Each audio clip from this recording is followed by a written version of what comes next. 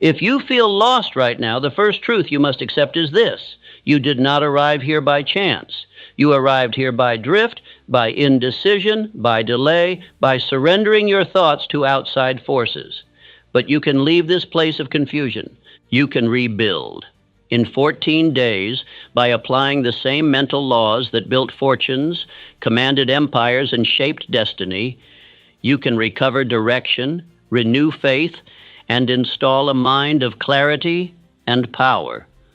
But only if you obey the instructions I am about to give you.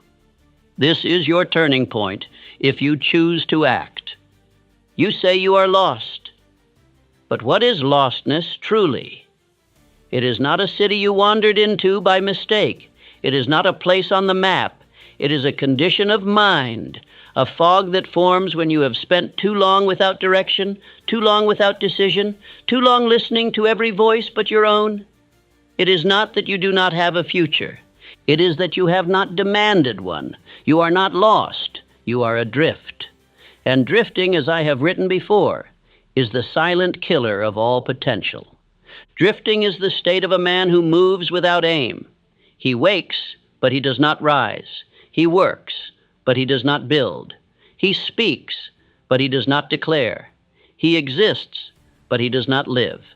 He is driven not by his own thought, but by the shifting winds of the world. He reads the signs others put before him, listens to their opinions, and turns at every corner someone else commands. This man is the easiest to control. He obeys the strongest voice, not because it is right, but because it is loud. You do not drift because you are weak. You drift because you have never truly decided who you are. You drift because your thoughts were trained to serve the world before they ever served you. You drift because no one ever taught you the laws of the mind, the laws that govern success, decision, action, and identity. But now you know. Now ignorance cannot shield you. The devil, in my interview with him, confessed that drifting is his most powerful weapon. He does not steal men's futures by force. He lets them throw them away by indecision. He does not need violence. He needs only doubt. And he plants that doubt with subtlety. What if it doesn't work? What if I fail? What if I'm not enough? The man who listens to these voices will never become the man who speaks with power. If you feel lost, understand this: the feeling is not your enemy. The feeling is a signal. It is the call of your inner self, demanding that you stop, that you face yourself, that you remember who you were before you surrendered. It is the voice that whispers, "There is more to you than this." And you must now choose. Ignore that voice and drift deeper into numbness, or listen and begin the process of reconstruction. The beginning is not grand, it is not public, it is not made with noise. The beginning is made in silence. The beginning is made in the mirror. Sit down, no distractions, no music, no consultation with friends, just you, a sheet of paper, and the honesty you've spent years avoiding. Write down the truth. Where you are, what you've become, and how you got here. Write it all. Write what you fear. Write what you regret. Write what you keep telling yourself in the quiet. Write what you have not told anyone. Write it not to punish yourself, but to free yourself. For a man cannot rebuild until he burns the rubble of his false image. Self-honesty is the fire that purifies. It hurts, but it heals. And until you have faced the truth of who you've become, you will never become who you are meant to be. Let me speak plainly. You cannot build a new life while protecting the excuses of the old one. You cannot be reborn while clinging to the chains of indecision, hesitation, fear, and false humility. Every day that you delay this confrontation, you reinforce the identity of the drifter. But every moment you act in honesty, you return power to yourself. You take one brick from the wall of confusion and use it to build the foundation of direction. You do not need to know your entire future today. You only need to ask one question: what would I pursue if no one could laugh at me? That is the beginning. That question burns away the fear of criticism. That question introduces you to the man within who has been silenced. That question opens the door to purpose. And I tell you now, purpose, no matter how small, is stronger than drift. Even if you cannot yet name your definite chief aim, you must begin to feel its shape. Let it form not by logic alone, but by desire. What do you think about when no one is looking? What would you do if certainty was guaranteed? These are the questions that awaken the builder within. In this first of 14 days, your task is simple, but not easy. You must stop pretending, stop hiding, stop waiting. Take the pen, look yourself in the eyes, and write the truth. Write the mess, write the dream, write the regret, write the rage. Let it all pour onto the page. This is not weakness. This is the beginning of power, for no man can direct a life he has not first understood. When you write, do not censor, do not correct, do not explain. You are not writing for others. You are writing to wake yourself up. You are writing to take the reins. You are writing to end the drift. When you have written enough to feel discomfort, write more. That discomfort is the resistance of the old identity dying. Let it die. For only when the old voice is silenced can the new one rise. Now I will give you the first affirmation to speak. Stand tall, shoulders back, head high. Say it with power. Say it with belief, even if belief has not yet returned. Say it because your subconscious mind is always listening, and it obeys the voice that speaks with authority. I was born to decide, to act, to become. Say it again, and again, and again, until it becomes your tone, your rhythm, your command. Let this be the first building block in your new internal world. Repeat it aloud when doubt returns. Write it above your bed. Speak it before sleep and upon waking. Burn it into your mind until it becomes your identity. You must understand something essential. These next 14 days are not about external transformation. They are about internal conquest. You will not fix your circumstances until you fix your commands. You will not rebuild your future until you reconstruct your thinking. The world does not shape your belief. Your belief shapes the world you experience. And so you begin here, with thought, with honesty, with the decision to no longer drift. The man who faces the truth is no longer lost. He is found, not because the world showed him the way, but because he remembered he always had the power to choose. The next 13 days will take you deeper into the disciplines of the successful, but none of them will matter if you do not face yourself now. This is the first test, not of endurance, but of courage. The courage to look, to tell the truth, and to declare, "This is not who I will remain." Now begin. The mirror is waiting. The paper is waiting. The man you must become is waiting. Speak the truth. Write the truth. Then speak the new words that will carry you forward. I was born to decide, to act, to become. This is your turning point. No man who possesses a definite chief aim ever wanders far from power. He may be delayed, but never lost. He may be resisted, but never paralyzed. He may be knocked down, but never without direction. Definite purpose is the compass by which all great men navigate the wilderness of life. It is the law that binds desire to discipline, imagination to action, and faith to results. Without a definite aim, a man is no more than a leaf on the wind. He drifts, he bends, he waits. But with a definite aim, he becomes the wind itself. I say it again, vagueness paralyzes.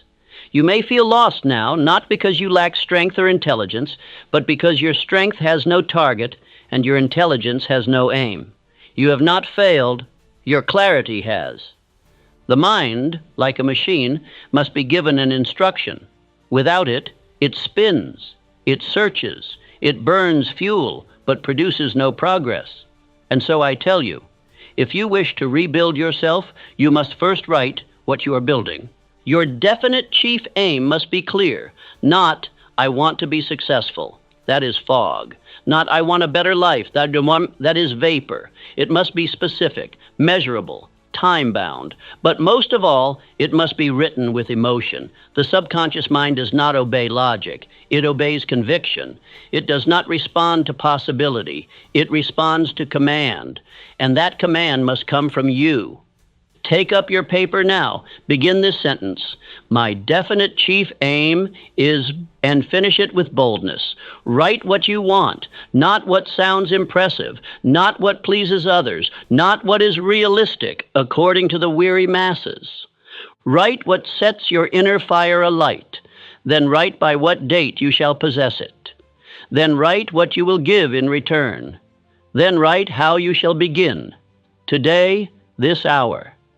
Do not wait for perfect clarity. Write with force, and clarity will follow. Even if you are unsure whether this aim will remain permanent, write it anyway.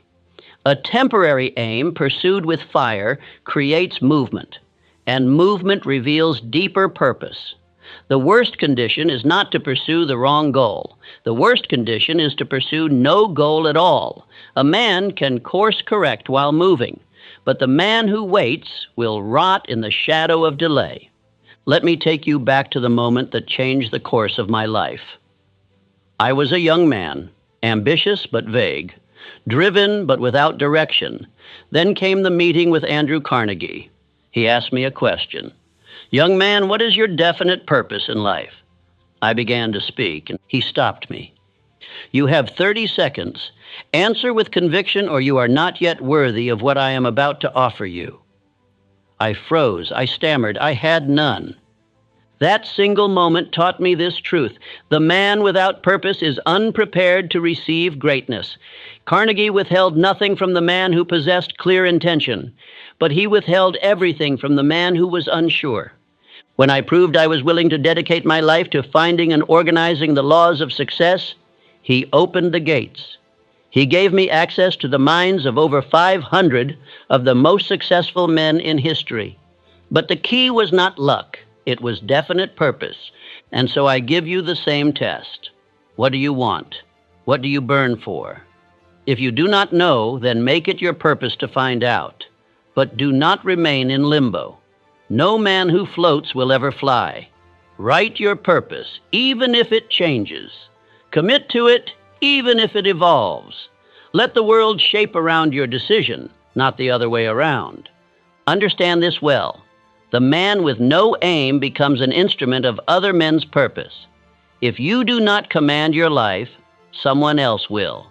If you do not write your plan, you will be hired to fulfill another's. This is not theory. It is the nature of man. Those with definiteness lead. Those without follow. And only one of those paths leads to fulfillment, independence, and mastery. These next 14 days are not about comfort. They are about construction. And what builder begins his work without a blueprint? Your written purpose is that blueprint. It will direct your thought. It will structure your day. It will dictate your choices. Every action you take must now be weighed against one question. Does this move me closer to my aim? If it does not, it must be rejected. If it does, it must be repeated. That is the path of the builder. Write your aim now. Do not stop until it is complete. Then read it aloud. Do not whisper. Speak it with full voice. Speak it with command. Let your subconscious hear who is now in charge. Read it every morning. Read it every night. Speak it with emotion, with belief, even before belief is fully formed. Speak it until it becomes your rhythm, your voice, your direction. This aim is not a wish, it is a vow. It is not a dream, it is a decision. From now on, you do not wonder where your life is headed. You have chosen. And if you truly choose, the universe itself will begin to organize around your decision. You will see ideas where before there was fog. You will meet allies where before there were strangers. You will feel power where before there was only confusion. Let no one tell you your aim is too bold. Let no voice suggest that you are not qualified. The world does not respond to qualifications. It responds to commitment. The world does not yield to the timid. It yields to the man who walks as though his aim is already reality. Now say this aloud. Let it mark the moment you stopped drifting and began deciding. I know what I want. I command it with thought, pursue it with action, and hold it in mind until it becomes real. This is no small task. This is the rebuilding of your identity, the reshaping of your habits, the rewriting of your self-image. But it begins here, with one aim, spoken daily, written clearly, pursued relentlessly. Do not underestimate the power of this act. When you write your aim and repeat it with emotion, you are doing what kings and captains and creators have always done.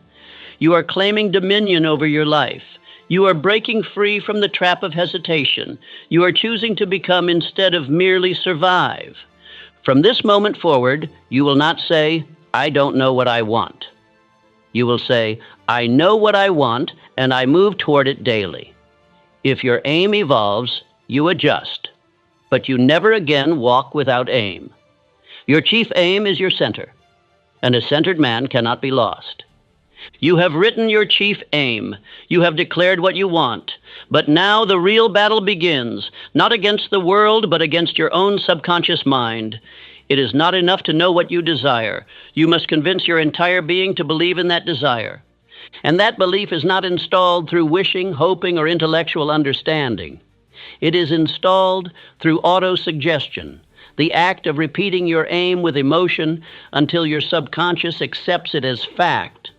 Autosuggestion is the bridge between your conscious thoughts and the deeper hidden part of your mind that governs your habits, your instincts, your creativity, and your results. You may think you are in control because you think deliberately during the day, but the truth is that your subconscious mind is always at work, 24 hours a day, shaping your reality in the image of what it has been told, most often to believe. It does not judge. It does not evaluate. It only obeys. And if you have allowed it to be fed with doubts, fears, and vague ideas, then it will create a life that reflects exactly that. But this law works in both directions. The same power that can destroy a man through indecision and fear can elevate a man to wealth, purpose, and peace if he seizes control of the messages he allows into his subconscious. And that control begins with repetition. The man who feeds his mind with the same command daily will eventually reprogram his entire being to obey it. That is not superstition. It is law. Every morning and every night, without exception, you must speak your aim aloud. You must read it with feeling, not like a lifeless list of goals, but like a vow. Close your eyes. See it. Feel it. Imagine what it would look like, sound like, feel like, taste like to already possess it. Combine the spoken word with mental image, and then back it with emotional force. Words plus vision plus emotion equals belief. And belief is the most powerful force available to man. Do not mistake this for mere positive thinking. Autosuggestion is not about reciting empty phrases. It is about installing new orders into the control center of your being. When you speak your chief aim with enough conviction over enough days, your subconscious mind begins to take it seriously. It begins to believe that you mean it, and once it believes you, it begins to act. Through intuition, through creative ideas, through bursts of energy, through sudden courage, where once there was hesitation. This is the law of cosmic habit force. Once a new mental pattern is repeated enough times with sufficient emotion, the subconscious no longer waits for your command.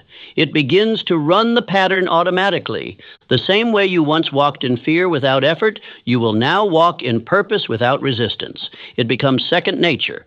This is how the successful seem lucky. They are only living in alignment with thoughts they have repeated for years. Take, for example, the rise of Charles M. Schwab. He began as a steelworker, no different from thousands of other men. But inside him was a voice that said, I am not a laborer, I am a leader. While others thought only of surviving the day, Schwab thought of building empires. He spoke his own greatness to himself long before the world agreed. He did not wait for permission. He declared it, acted upon it, and built belief through repetition. Schwab was no different than you, except that he believed in the power of mental law. He wrote what he wanted. He obsessed over it. He recited it. He lived as though it was already so. And eventually, his mind, his habits, and his world bent to the vision he had planted. You must do the same. From this day forward, take your written chief aim and condense it into a short affirmation that contains 3 elements. 1, what you desire. 2, your belief that it shall be yours. And 3, your daily action toward it. Write this sentence. Post it where you can see it. Memorize it. Say it aloud every morning as soon as you wake. Say it again every night before you sleep. You must never let a single day pass without feeding your mind this command. I will give you a model. Speak it now. Speak it with strength. I demand of myself the full attainment of my definite chief aim. I believe I will receive it. I act daily toward it. It shall be mine. Say it again. This time say it with certainty. Say it as though your life depended on it, because it does. The man who does not command his mind will obey the commands of fear. The man who does not speak his aim will hear only the voice of the world. You must become the loudest voice in your head. Let me warn you, this discipline will feel awkward at first. Your old mind will resist. It will say, "This is foolish." It will say, "You don't really believe this yet." That is normal. You are not repeating your affirmation because it is already true. You are repeating it so that it becomes true. You are not trying to deceive yourself. You are training yourself. And remember this, emotion is the fuel. Say your affirmation not like a parrot, but like a prophet. Say it with fire. If you must shout it to feel it, then shout. If you must stand tall and strike your chest to wake up belief, then do so. The subconscious mind responds to feeling more than it does to language. If you repeat your aim like a lifeless duty, it will remain lifeless. But if you speak it with conviction, it will become law. Do not expect instant transformation. You are not casting a spell. You are laying a foundation. Every repetition is one brick. Every emotional declaration is one layer deeper into your subconscious. It may take 10 days. It may take 30. But once the belief sets, you will feel it. You will act differently. You will speak with greater certainty. You will move with more purpose. That is how you will know the law is now working for you, not against you. And know this, if you neglect this practice, the old rhythms will return. Doubt does not need your permission to speak, but belief needs your effort to stay. That is why I say, morning and night without fail. This is your sacred ritual. This is how you transform the identity of a drifter into the mind of a builder. Now, begin this very day. Write your affirmation. Memorize it. Speak it with your full voice. Speak it as the new law of your being. You are not repeating words. You are issuing orders. You are not begging for success. You are commanding your mind to create it. Say it again. I demand of myself the full attainment of my definite chief aim. I believe I will receive it. I act daily toward it. It shall be mine. This is how faith is built, not by accident, but by design. This is how identity is forged, not by wish, but by will. This is how you begin the process of becoming what you were meant to be, not by chance, but by choice, repeated daily with power. Desire alone is not enough. Faith alone is not enough. Vision, burning as it may be, will fall short unless you possess the power to repeat.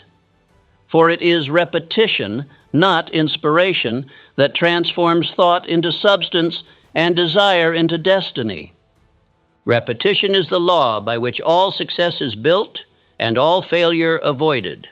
It is the force that takes the fleeting spark of decision and forges it into the blazing fire of identity. The man who repeats his chief aim with emotion, visualizes its outcome with clarity, and acts upon it each day with resolve, this man is no longer building hope. He is building habit.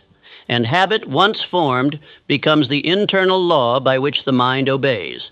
In the absence of habit, you will rely on emotion, but emotion is unfaithful.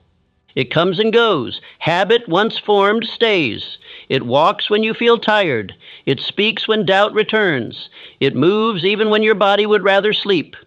These next 14 days are sacred. You are not simply following a routine. You are reconstructing your subconscious mind.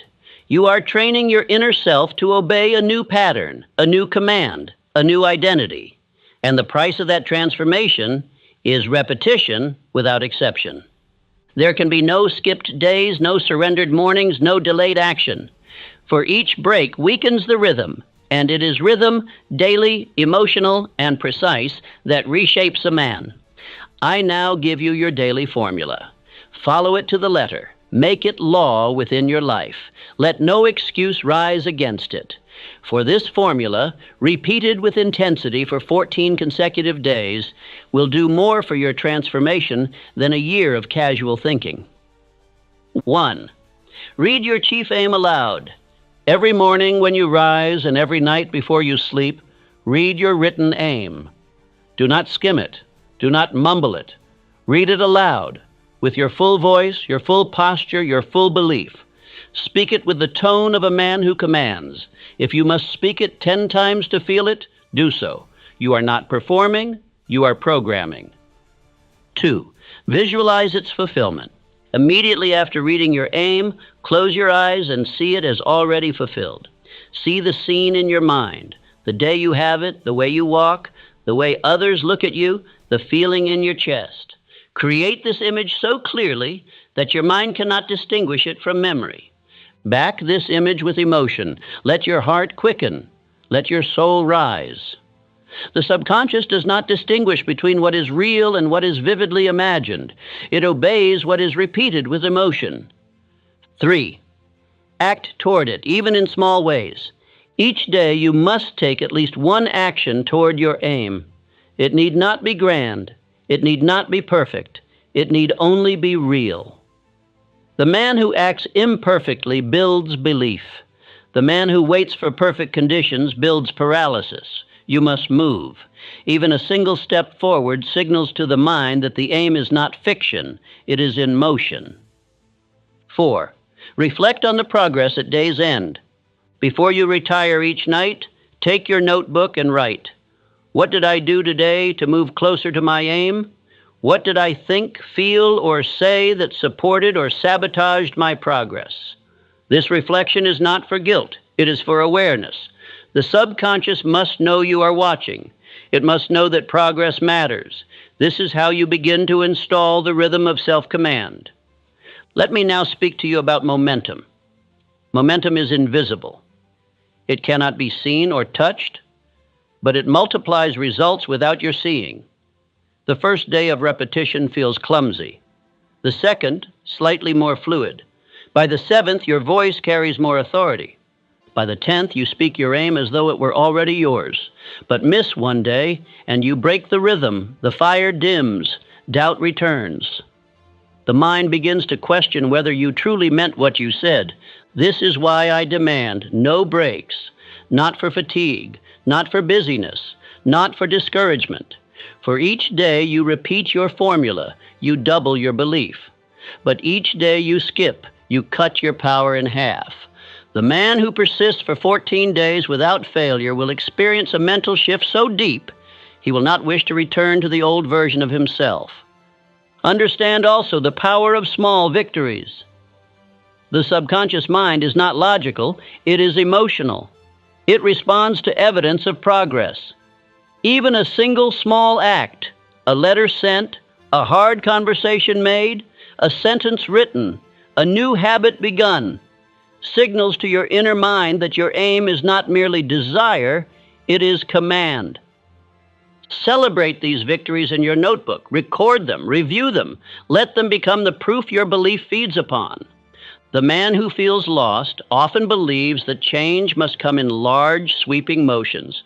But I tell you, the greatest transformations come not from sudden explosions of effort, but from sustained repetition of directed effort. A man becomes strong by lifting the same weight every day. A thought becomes belief by repeating the same phrase every day. An aim becomes identity by directing your day around it every day. You must now use your notebook as your temple. This is not a place for scribbles, it is a place for strategy. Record your chief aim, write your daily actions, journal your victories and lessons, write the affirmation that will guide you when fatigue appears. This notebook will become, over 14 days, a written history of your rise from drift to direction. Do not take this lightly. Your mind remembers what you write. Your heart commits to what you track. Now let me give you your affirmation. Stand. Say it aloud. Say it like you mean it. Say it as the man you are becoming. I repeat my aim until it becomes identity. I act daily, and let no excuse speak louder than my decision. Say it again. Feel the weight of those words. There can be no excuse louder than decision. There can be no voice in your life more powerful than your own. Repetition makes it so. Action makes it real. The discipline of daily movement makes it permanent. You are not in the business of occasional effort. You are now in the discipline of daily progress. 14 days, 14 repetitions, 14 victories, one new man. From this point on, let no hour pass in vain. Let no day end without your formula being completed. This is no longer a suggestion. This is a command. A man who obeys his own commands is a man who is rebuilding. Write your aim. Speak it aloud. Visualize its fulfillment. Act toward it. Reflect nightly. Record it all. Then repeat. Do this, and you will no longer need to wonder if you are changing. The evidence will be written on the pages of your notebook, heard in the power of your voice, seen in the decisions of your day, and felt in the belief of your mind. A man is not defeated by others, he is defeated by the direction of his attention. Scattered thought is the root of spiritual weakness. A mind that drifts from aim to aim, desire to desire, voice to voice, cannot possess power, for power comes only from concentration. Just as the sun cannot ignite without a magnifying glass, your mind cannot create unless it is focused. Controlled attention is the principle by which the invisible becomes real, by which desire becomes discipline, and by which vague thought becomes tangible result. Controlled attention is the deliberate act of choosing where your thought lives. It is not occasional focus. It is not fleeting interest. It is the practice of holding your chief aim in front of consciousness throughout the entire day, no matter what arises, no matter what demands press upon you, no matter what distractions attempt to lure you. The man of power does not allow the world to dictate his focus. He dictates it himself. Your subconscious mind is not concerned with whether what you focus on is helpful or harmful, true or false, noble or petty. It only receives and obeys. It does not sort. It does not correct. It only accepts. And it accepts what is given attention repeatedly, emotionally, and with belief. That which you dwell upon becomes instruction. That which you entertain becomes identity. And so I tell you now, with the utmost gravity, what you allow your mind to dwell upon, your subconscious accepts as command. Let this truth settle into you. If you dwell upon fear, fear becomes your program. If you rehearse worry, your mind will believe it must worry. If you indulge distractions, your inner world will interpret aimlessness as your chosen state. And once the subconscious accepts these patterns, it will begin to reinforce them through ideas, feelings, and actions until they shape your life. But the man who trains his thought to return again and again to his chief aim, even when tempted, even when tired, even when discouraged, this man will develop the mental magnetism that bends all things toward his will. Controlled attention is how you build such magnetism.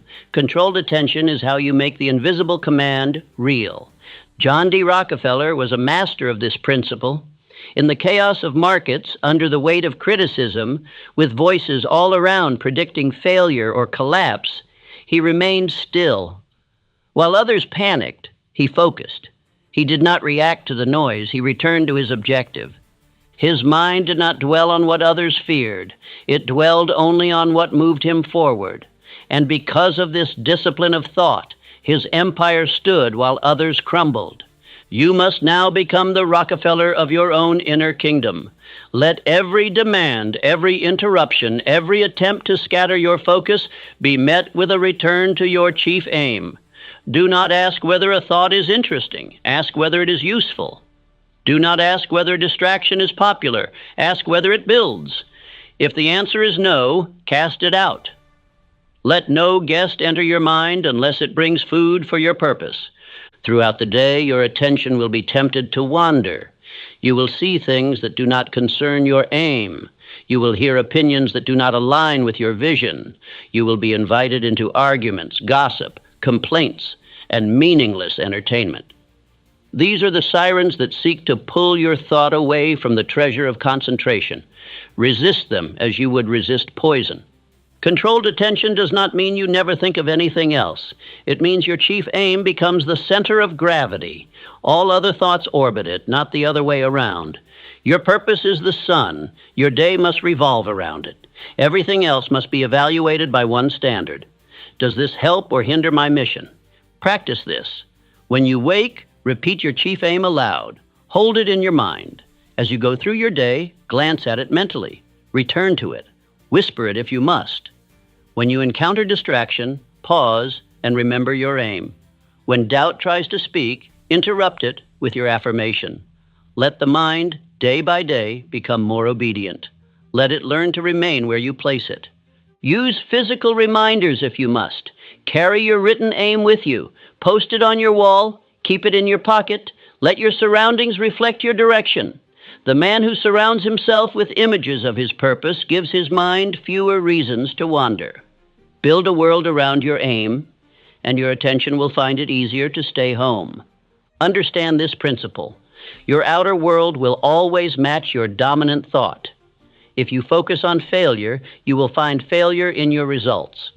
If you think repeatedly of lack, you will experience lack. But if you center your attention on creation, progress, and fulfillment of your aim, your world will reflect it. You become what you think about, not occasionally, but habitually. Let me now give you a warning. The world does not reward a scattered man. The world rewards the man who has made his purpose more important than his distraction. The voice of the drifter says, "I can't help what I think." The voice of the builder says, "I train what I think." You must now be the builder. You must now command your thoughts with the same authority you command your words. If you entertain distractions and fear, you are not neutral. You are programming yourself to fail. Let no man deceive you. Every thought you dwell upon is a builder or a breaker. Every moment of mental drift is a vote cast for your old self. But every return to focus is a hammer blow against the wall of confusion. This is the price of clarity. Constant, repeated control of attention. Now say this affirmation aloud. Let it become your sword against wandering thought. I fix my thought only on what builds me. I do not allow my mind to entertain what I do not want. Speak it each time your mind tries to return to its old haunts. Speak it when temptation calls you into trivial pursuits. Speak it when doubt arises, and you must reclaim your mental ground.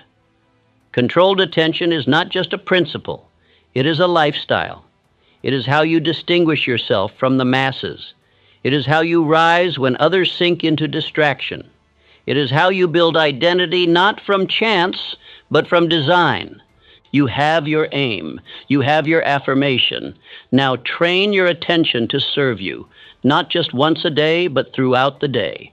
Let the mind learn to stay. Let your energy return to purpose. Let your life reflect the order of your thought. Power is not found in scattered thought. It is found in directed thought. Thought placed where it belongs and kept there becomes force. Keep your thought on your chief aim, and your chief aim will become real. No man rises above the level of the voice he obeys most. And for the drifter, that voice is the echo of weakness, repeated so many times that it becomes identity. Before a man ever becomes strong, he must kill the voice of doubt and replace it with one that speaks with direction, authority, and decision. If you are to rebuild yourself in 14 days, you must silence the former master of your inner world and install a new one who speaks in your image, not your insecurity. Begin by taking a hard inventory of the phrases that presently define your inner speech. What do you tell yourself silently in the pauses of your day? I'm lost. I don't know what I want. I can't focus. I'm not like other people. I'm too late. I've tried before and failed. These phrases are not casual. They are chains. Each repetition digs the grave of your true power an inch deeper. Each time you utter them, aloud or within, you feed the subconscious belief that this is who you are. Now let me reveal to you something that every successful man has discovered. Identity is not found. It is installed. No one stumbles upon confidence. No man discovers strength by chance. They build it. They speak it. They declare it before the evidence appears. Edison, before the world called him genius, called himself an inventor, and persisted 10,000 times before the world agreed. Lincoln, before the nation called him leader, called himself faithful to cause and duty, and endured public loss after loss before he stood tall in victory. The weak wait for identity to be confirmed by the world.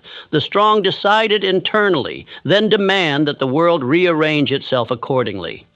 That is how you must now operate. If you have spent years reinforcing the old phrases of doubt, then you must now spend these next days constructing new ones, statements of certainty that will replace the former mental rhythm. Identity is not a mood. It is a decision, backed by repetition and action. I now instruct you to perform a deliberate act of recreation. Take pen and paper and list every phrase of weakness you've allowed to live in your mind. Write each one. Look at it. Then one by one strike them through with your pen. Read them aloud and declare, "This is no longer my voice." When you finish, burn the page. Watch it turn to ash. You are burying the man who spoke these lies. He is gone. Now take a new sheet. Begin to write a script of your new self. Each sentence must begin with the words, "I am the type of person who..." This phrase is powerful because it speaks not of temporary action, but of permanent nature. It does not say, "I try to," or "I want to," or "I hope to." It says, "I am." And what a man says he is, with emotion and consistency, his mind will become. Your new script may contain such declarations as, "I am the type of person who acts in spite of fear. I am the type of person who finishes what he starts. I am the type of person who moves with purpose. I am the type of person who speaks belief into himself daily. I am the type of person who does not consult the past for permission." These are not affirmations for decoration. These are commands for transformation. You must speak them daily, aloud, with the full force of your chest. Do it when you rise. Do it when you waver. Do it when you win and when you fail. Every repetition of your new identity weakens the old rhythm. Every declaration adds another brick to the fortress of who you are becoming. You may feel resistance. You may say, "But I do not feel like this man yet." That is precisely the point. You are not describing your present. You are deciding your future.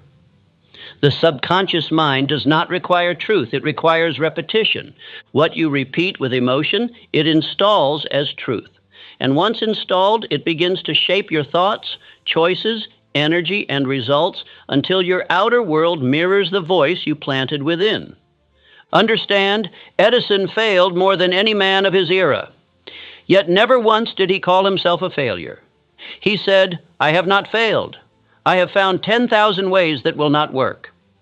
That was his identity. And because he refused to call himself defeated, he could not be defeated. Lincoln suffered humiliating political loss after loss. And yet he called himself a servant of the people, a preserver of the Union. That was his identity.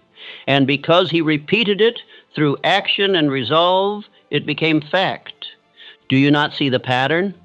The men you admire did not wait for the world to speak for them. They spoke for themselves, repeatedly, relentlessly, until the world had no choice but to agree. You must do the same. Stop seeking external validation. Stop waiting to be told who you are. You are who you decide to be, and that decision is made daily with the words you repeat and the actions you reinforce. Let me be clear, this will not work if done once. This must become your ritual. Identity must be recited. Identity must be written. Identity must be heard in your own voice. That is why I say, read your script aloud every morning and every night. Do not deviate. Do not excuse. Let these repetitions rebuild your mental blueprint. You are recoding your internal belief system. And once belief is installed, the outer world must conform. Write your script, 10 sentences, each one a declaration of identity. Keep it in your notebook. Read it with fire. Read it as though you are meeting the man you are becoming. And with each day, your actions will begin to align. You will walk with more decision. You will move with greater energy. You will say no to what once distracted you. You will say yes to what moves your aim forward. Do not underestimate this part of your transformation. Many men speak their aims, but never change their identity. They pursue a goal with the voice of a failure. They walk toward success with the posture of hesitation. They whisper hope when they should speak decision. But you will not make that mistake. You will become the man who says, I act now, I command now, I become now. Now stand, as you've done before, and speak your first new identity line. I am the type of person who acts in spite of fear. Say it again. I am the type of person who acts in spite of fear. Say it until your blood believes you. Say it until your voice drowns out every old whisper. Say it until your posture rises and your action matches the words. Then speak the next. Then the next. Complete your script. Repeat it daily. This is the death of doubt. This is the birth of you. Identity is not found. It is installed. Greatness does not belong to the gifted. It belongs to the persistent. It is not the man who begins with brilliance that finishes with glory, but the man who endures beyond resistance, who acts through discouragement, who advances when all logic says to wait. Persistence is the cement that binds every principle you have learned. Without it, all else collapses. Without it, your aim becomes a fading spark. With it, that same aim becomes a roaring fire that burns through every obstacle. Let us define it plainly. Persistence is a state of mind forged through habit and faith. It is not born of convenience or mood. It is built by repeated action, cemented by belief in your definite chief aim, and sustained by the refusal to allow temporary defeat to mean final failure. It is the condition of thought that makes a man immune to discouragement and indifferent to delay. It is the element that makes an ordinary man unstoppable. Most men surrender at the first sign of resistance. They interpret friction as a warning. They hear a no and call it fate. They meet delay and assume denial. But those who persist see resistance as confirmation. They know that delay is the enemy's last weapon, that doubt is a test of will, and that failure is only fatal to the man who agrees with it. The persistent man does not ask whether he should continue. He already decided. He moves because he must, and that is why the world yields to him. Let me remind you of the story of R.U. Darby and his uncle, the gold prospectors who found a vein of precious ore and purchased machinery to extract it. After some time, the vein disappeared. They drilled further, found nothing, and gave up. They sold their equipment to a junk man. That junk man, however, called in a mining engineer. The expert examined the area and discovered that the vein of gold still existed, just 3 feet from where the Darbys had stopped drilling. The junk man struck a fortune because he persisted where others paused. 3 feet. That was the difference between defeat and destiny. 3 feet of belief, 3 feet of endurance, 3 feet of refusal to quit. And yet most men, when faced with a wall, stop and turn back, never realizing that the treasure lies just beyond their resistance. They retreat, not because they are defeated, but because they have not been trained to persist. The principle is clear. Every act of persistence installs more belief. Every retreat installs more fear. The subconscious is always watching. When you act, even in fatigue, it records strength. When you retreat, it records doubt. That is why some men grow stronger with time, while others grow more uncertain. The difference is not talent. The difference is repetition, under pressure. Your 14-day journey is the proving ground of this principle. You have made declarations, you have spoken affirmations, you have written your chief aim. But now resistance will appear. You will feel tired. You will be tempted to skip a day. You may wonder if it is working. And here, at this junction, you will be asked the unspoken question, will you persist or will you pause? Understand this. Resistance is not a sign you are failing. It is a sign you are growing. The body resists new muscle. The mind resists new thought. The subconscious resists new identity. But the persistent man does not wait for agreement. He moves forward anyway. And when he does, the resistance begins to fade. What once felt impossible becomes normal. What once felt heavy becomes light. But this shift only belongs to the man who keeps going. You must decide now, before the fatigue arrives, that you will persist, that you will complete every repetition, that you will speak every affirmation, that you will act toward your aim every day without excuse, without exception. You are not doing this to impress anyone. You are doing this to install belief, and belief cannot be installed by those who retreat. The 14-day journey is not about perfection. It is about pattern. Each day you show up, you teach your subconscious. This is who I am now. I act regardless of mood. I move regardless of delay. I finish what I begin. And the longer you keep this pattern alive, the stronger the rhythm becomes. Soon, your mind will no longer ask, can I do this? It will ask only, what must I do next? Let me remind you of Edison again. 10,000 failed attempts at creating the electric light, 10,000 reasons to quit, but he did not. Why? Because he had decided in advance that he would persist. He had trained himself to see failure as feedback. He had refused to speak the language of surrender. And because of that persistence, the world now lives in his light. Lincoln, too, faced obstacle after obstacle, defeated in elections, laughed at in debates, surrounded by critics. Yet he persisted.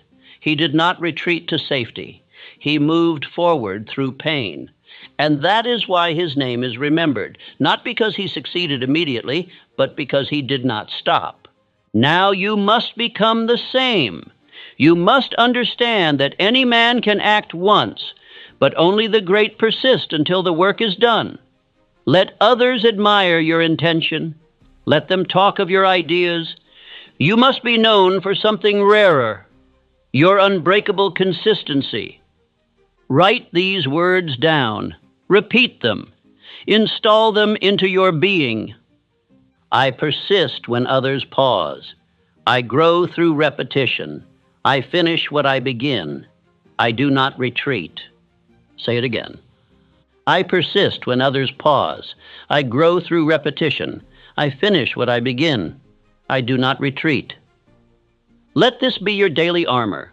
Let it be your shield against temptation, against fatigue, against the voice that says, just take a break. You are not here to rest. You are here to rebuild. And rebuilding requires persistence, even when progress is not visible. The harvest comes not to the man who plants once, but to the man who waters daily, in drought and in rain. Let your persistence be sacred. Let it be untouchable. Let no voice, no mood, no delay cause you to question your vow. The man who outlasts resistance wins, not by accident, by repetition. And remember, every act of persistence builds your next act of persistence. You are not simply surviving today. You are building the man who cannot be shaken tomorrow. So move, repeat, act, affirm, continue. You are not the man who gives up. You are the man who finishes what he begins. No man rises beyond the quality of his thought. If your thinking is vague, your results will be scattered. If your thinking is emotional, your direction will be erratic. If your thinking is borrowed, your future will belong to others. Thought is not something to be passively received. It is to be examined, directed, and commanded. The man who refuses to discipline his thinking cannot discipline his results. And if you are rebuilding yourself, then you must begin with the blueprint, accurate thought. Accurate thinking is the foundation upon which every sound philosophy of success is constructed. It is the habit of questioning your thoughts before believing them, separating fact from opinion, reality from reaction, purpose from preference. The drifter thinks impulsively, speaks emotionally, and believes uncritically. The builder thinks deliberately, speaks with precision, and examines what enters his mind as a guard examines the gate. You must now become such a man. From this moment on, your thoughts are not automatic. They are subject to review. You are no longer a servant of every voice within. You are now the judge. And the daily courtroom of your mind must be ruled by accurate thinking, not sentiment, fear, or reaction. To do this, I give you a tool of transformation, the daily audit. Each night before you sleep, take your notebook and ask yourself 3 questions. Write your answers. Do not assume, record. Do not generalize, be specific. This is not a diary of feelings. This is an accounting of results. 1. Did my actions today reflect my definite chief aim? This is the measure of progress. If your behavior does not match your aim is still a wish. Every action you take either confirms your identity or contradicts it. If you acted in alignment, note how. If you did not, note why, and decide what must change tomorrow. 2. Did my thoughts today serve my chief aim or sabotage it? Here is where accurate thinking begins. Examine your dominant thoughts. Did you dwell on fear, distraction, resentment, or confusion? Or did you maintain clarity, belief, and purpose? Thoughts leave evidence in how you feel and act. Trace them back. Identify the ones that must be corrected. 3. Did my speech support or weaken the man I am becoming? The words you speak are affirmations, whether you intend them to be or not. Every time you say, I can't, I'm tired, I'm not sure, you train your mind to believe it.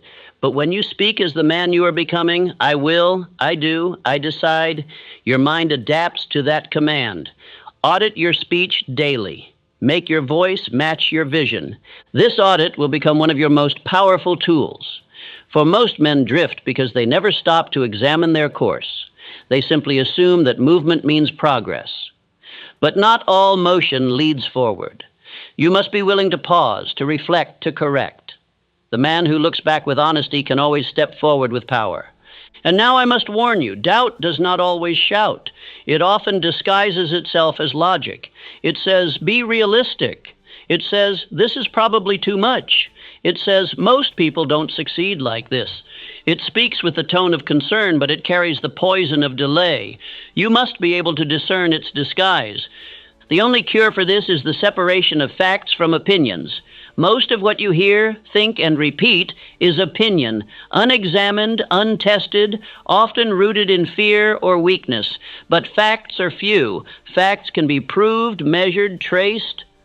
Your job each day is to identify what is true, not what is popular, not what is emotional, not what is loud. Truth is the foundation. If you do not build on it, you will fall.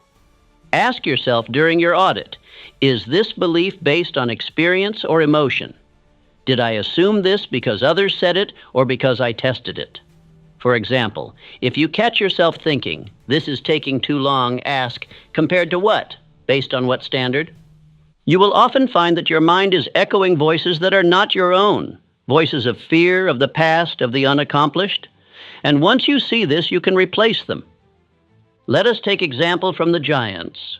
Andrew Carnegie did not build his empire by following every opinion. He surrounded himself with men who thought accurately, men who would challenge ideas with reason, who would cut through noise to uncover principle. He once said that he paid men not for their labor, but for their ability to think. and he made decisions not based on mood, but on clear, examined information. Edison, too, relied not on emotion, but on observation. After every failure, he adjusted. He did not interpret failure as a message about his worth. He interpreted it as data. That is accurate thinking. He did not say, "I'm not good enough." He said that approach did not work. He did not confuse the outcome with his identity, and because of that, he could persist until light emerged. You must adopt the same mental frame. The man who audits himself becomes master of himself. The man who adjusts quickly climbs rapidly, but the man who refuses to examine his own thoughts becomes a prisoner of them. And no success can be built on a mind still ruled by unchecked error. Let me give you your affirmation for this discipline. Say it aloud, write it in your notebook. Let it become the standard of your evening review. I think with clarity. I separate truth from noise.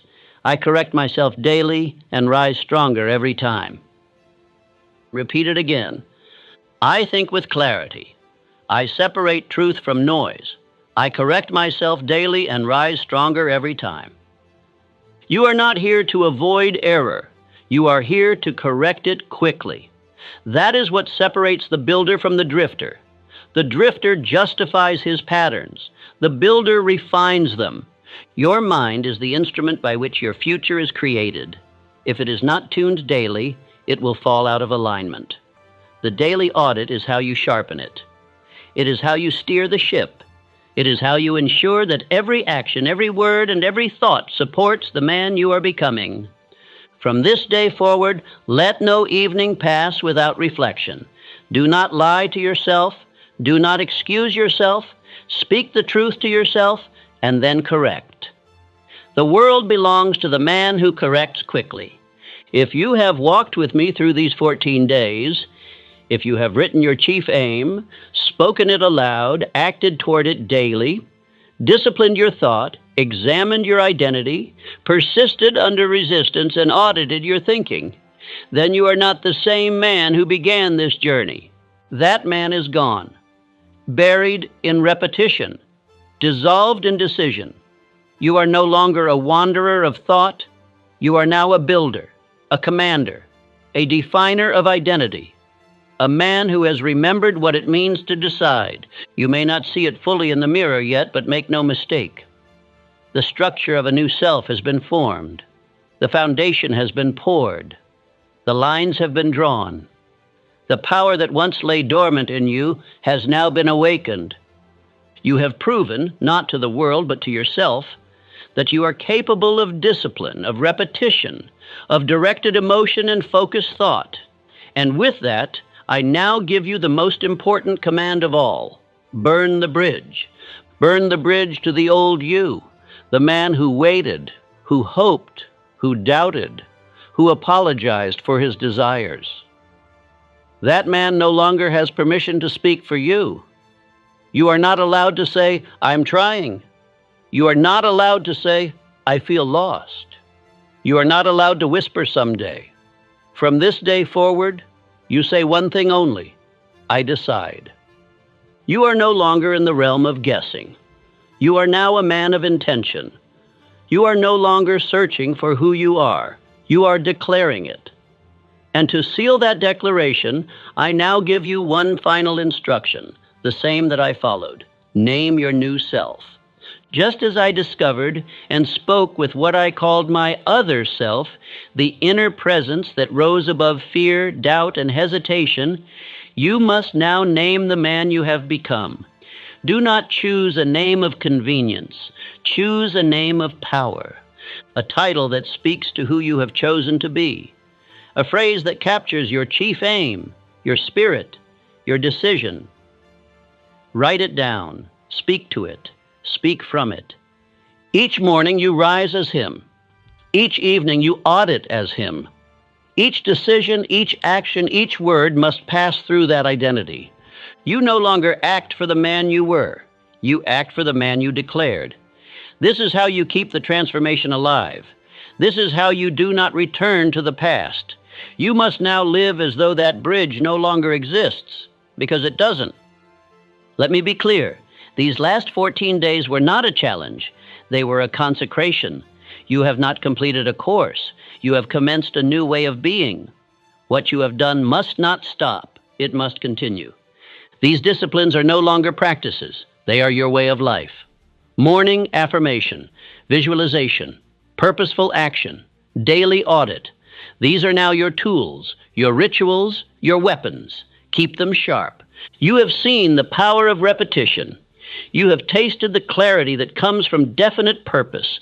You have felt the shift that happens when identity is spoken and reinforced. Now your task is singular. Continue. Let no day pass where the mind drifts aimlessly. Let no moment slip into hesitation. Let no voice be louder than your own. This is no longer about achievement alone. It is about becoming the man who does not need to ask, "What should I do?" because he already knows. Let me speak to you now as plainly as I ever have. You do not need more time. You do not need more knowledge. You do not need another book or another plan. You need only more decision. Success does not come to those who know, it comes to those who act. It is not the thinker who climbs the mountain. It is the doer. Do not die a thinker. Become a doer. The world is full of men who know what they want but never become what they must. They wait, they debate, they study, they drift, and they are forgotten. But the man who decides, who moves, who disciplines his mind and directs his days with fire, that man becomes remembered. That man becomes respected. That man becomes real. You are now that man, if you choose to be. Repeat this final affirmation. Let it seal the new structure you have built. Let it become the rhythm of your rising. From this day forward, I think with power, I move with certainty. I build my aim into reality, and I will never again call myself lost. Say it again. From this day forward, I think with power. I move with certainty. I build my aim into reality, and I will never again call myself lost. This is no longer a statement of hope. This is now a declaration of identity. Let the others continue searching. Let the doubters wait for signs. Let the critics speak. You have chosen to build. You have chosen to decide. You have chosen to become. And no man can take that from you because you gave it to yourself.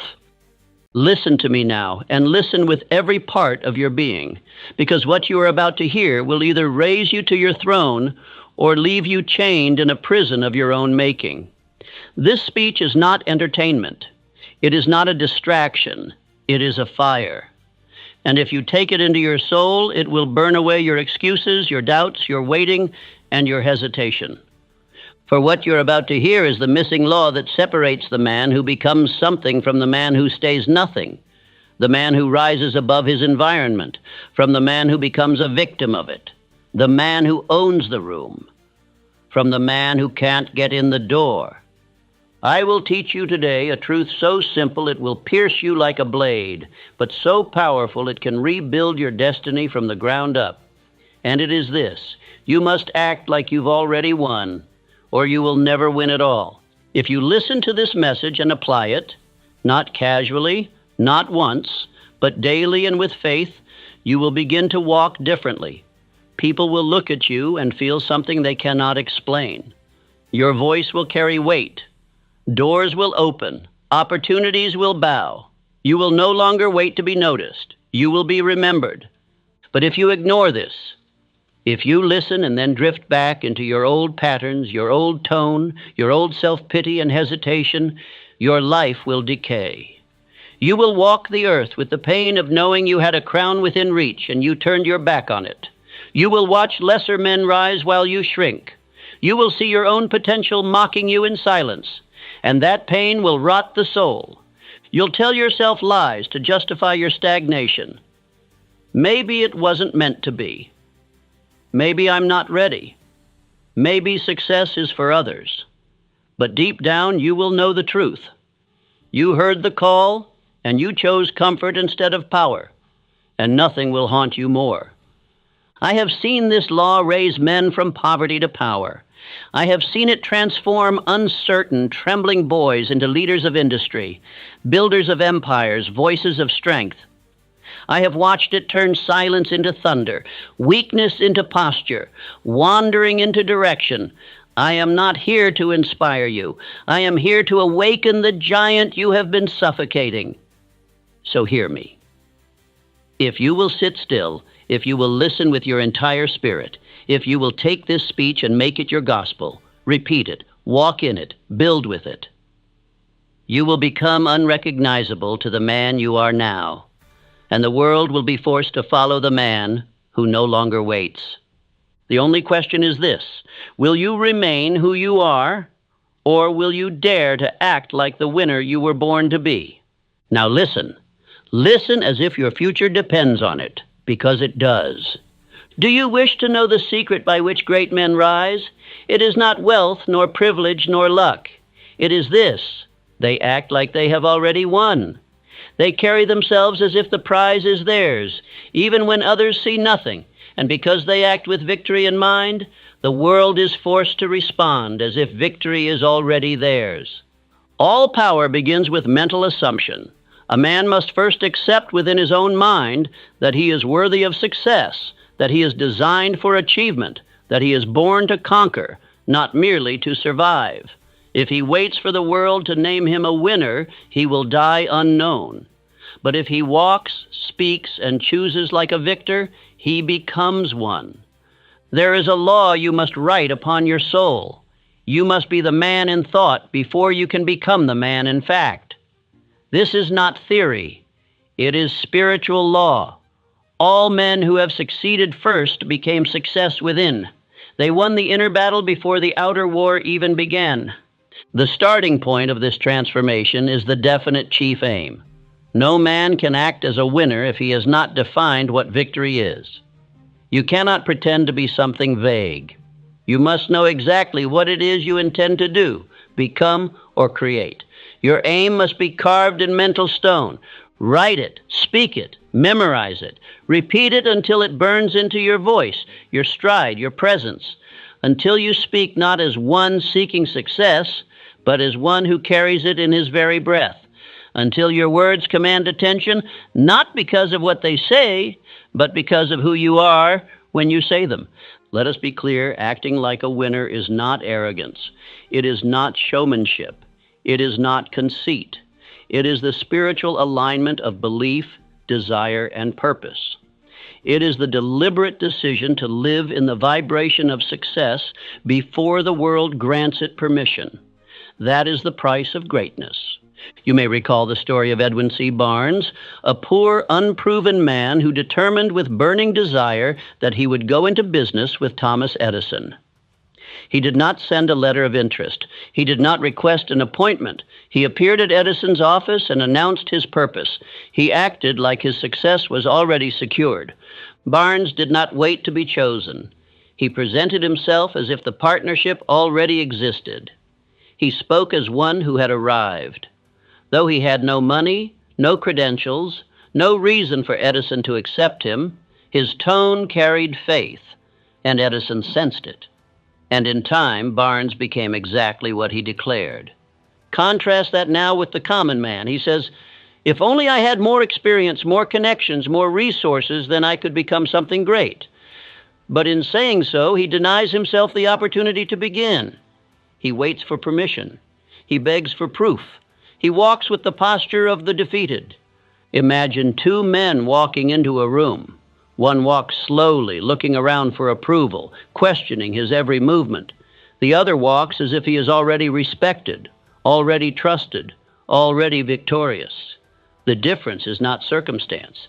It is belief. The second man has already won in mind, and soon the world will reflect that truth. You must declare this truth aloud: I am already the man I intend to become. I act in harmony with my aim. Say it with force. Say it every morning before you begin your work. For your actions will always return to the identity you hold inside, and this identity is shaped by what you speak and what you assume to be true. Be warned. If you speak as a failure, if you dress as a failure, if you carry the gait of a failure, If you make decisions like a man who doubts himself, you are practicing poverty of identity. And the subconscious mind obeys practice. It builds habits around what is rehearsed. You must not only think like a winner, you must walk, speak, breathe, and decide like one. Even when there is no external evidence to support it. Even when others scoff, especially then. For the law works only when belief comes before evidence. Let me give you another law. The man who imitates the behavior of the successful with definiteness will become successful in time. This is not pretense. This is programming. Your subconscious does not judge. It records. If you act like a man who expects to win, your inner world rearranges to support that expectation. Dress with dignity. Speak with clarity. Decide without hesitation. Walk with presence. Let your every movement declare, I already know who I am. And when the world asks for your credentials, show them your conviction. For conviction is the first currency of achievement. Consider this. If you wait for others to believe in you, you have made yourself their servant. But if you decide now to act as the master of your own destiny, then belief becomes your servant. And the world in time must follow the man who no longer waits. Burn this truth into your spirit. Success is not given. It is assumed first and earned second. Say it, repeat it, live it. For a man who assumes success begins to see differently. He no longer sees obstacles. He sees steps. He no longer sees rejection. He sees redirection. He no longer seeks favor. He grants it. When others laugh, let them laugh. When others scoff, let them scoff. But you act as if your victory is already sealed. Speak with certainty. Look with fire. Work with direction. Live with discipline. And soon the world will be forced to admit what you have known all along. You may not yet have the results, but you have the power to act as if you do, and that is all that is required. Results follow identity. Identity follows belief, and belief follows decision. Make the decision now. I will act like I have already won, not tomorrow, not next week. Now, begin now. Sit taller, breathe deeper, think clearer. Stop apologizing for your dreams. Begin carrying yourself as one who has something sacred to deliver to the world, because you do. And do not be fooled. Others will recognize it. They may not say it, but they will feel it. And doors will open, not because you asked, but because you arrived like one who already belonged inside. If you would understand power, you must first understand faith, not as a doctrine, but as a state of mind. Faith is the element which transfigures invisible thought into visible form. Without it, no plan can survive. No aim can take root. No man can rise. All things that become real are born from faith held with intensity. The man who believes his aim is already accomplished speaks differently. He walks with authority. He acts not as one who is trying, but as one who is already in possession. And the world feels it. For belief is not hidden. It announces itself in every movement, every tone, every word. Faith is not something you stumble into by chance. It must be built. And it is built by one method above all others: repetition of belief to the subconscious mind until the subconscious accepts it as law. Speak the thing you desire. Speak it with conviction. Speak it until it becomes your spiritual default. This is the secret of autosuggestion. The mind does not differentiate between truth and repetition. If you repeat fear, the mind accepts fear. If you repeat power, the mind accepts power. Therefore, you must decide what you will plant and speak it until the roots reach down into your character. Repeat this affirmation aloud. I believe I am capable. I behave as if I am capable. I will act until belief becomes flesh. Let this be the voice you hear more than doubt, for doubt will visit you daily. But doubt is no match for the man who answers it with a louder, firmer belief. Consider the case of Henry Ford. When the world doubted him, when associates mocked him, when engineers swore his design was impossible, he acted as if the outcome was certain. He did not yell. He did not argue. He simply believed and continued. And because he continued with belief, the world that once doubted him began to follow. Ford's power was not born in his factory. It was born in his inner chamber, the unseen world of thought. His behavior was consistent with his faith, and that is the reason the Model T exists. He did not wait for validation. He created it, first in mind, then in deed, then in result. There is a rhythm in all creation. That rhythm is this: thought, belief, speech, action, result. If you begin with uncertainty, you disrupt the entire process. But if you begin with belief, true, felt, spoken belief, then your action gains force and your results must arrive. You must be very clear on this. Results follow thought. If your thoughts are passive, your actions will be hesitant, and your outcomes will be poor. But if your thoughts are precise and backed by faith, your actions will be bold, and your results must reflect the mental mold. What does belief do to the body? It lifts the chin, it steadies the eye, it slows the breath, it commands the room. A man with belief does not stutter. He does not glance away. He does not retract. He stands. He delivers. And he is received. Not because of what he said, but because of how he believed it. What does belief do to the voice? It removes the quiver. It sharpens the tone. It brings weight to every sentence. A believer need not speak often, but when he does, men listen, not to the words, but to the spirit behind the words. And the spirit of belief speaks louder than volume. What does belief do to your habits? It eliminates procrastination.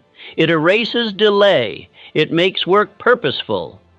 The man who believes does not wait for inspiration. He is already inspired by the certainty of outcome. Therefore, he moves fast, strikes hard, and finishes. What does belief do to adversity? It converts it. Where others see a wall, the believer sees a signal to climb. Where others complain, the believer adapts. And while others sit still, the believer acts again. For the man who believes cannot be stalled, only redirected. The great mistake is to wait for results before you believe. That is not how nature works. That is not how the law works. The soil does not reward the man who stares at it. It rewards the man who plants in faith, waters in patience, and reaps in season. Belief is the seed. Result is the harvest. So I command you, believe now, act now, speak now. Do not look for evidence. Become the evidence. Do not ask for signs. Become the sign. Let your belief be so firm that others catch it simply by being near you.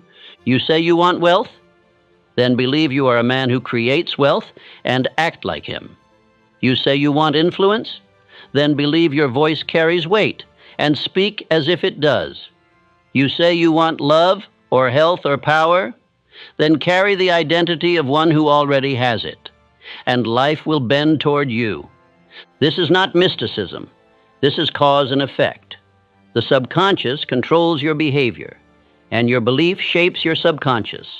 Therefore, belief is the lever by which you lift your life into its intended place. Let no man tell you otherwise. Let no experience contradict this law. Let no setback make you retreat from belief. Say aloud, though I see nothing yet, I believe all is working for my good. I behave as if my success is certain, because it is. Every morning before the world touches you, speak your aim. Speak it as though it is already done. Speak it with eyes closed, body upright, tone deliberate. And every evening before sleep do the same. For it is not the speech that works, but the belief the speech creates. If you feel weak, speak strength. If you feel lost, speak clarity. If you feel broken, speak restoration. You are not lying. You are choosing which reality you will manifest through repetition. This is your power. This is your law. Use it. Do not ask if you are ready. Ask only if you are willing. For the man who is willing to speak like a winner, act like a winner, and move like a winner will soon be called a winner by others. But long before they speak it, he must believe it. No man is born a winner, nor is any man cursed to remain average. The identity of success is not inherited, it is constructed. And the tool by which it is built is not fortune, nor genius, nor chance. It is daily repetition of thought, speech, and action in harmony with a definite chief aim. You must hear this truth plainly. Identity is not fixed. It is formed.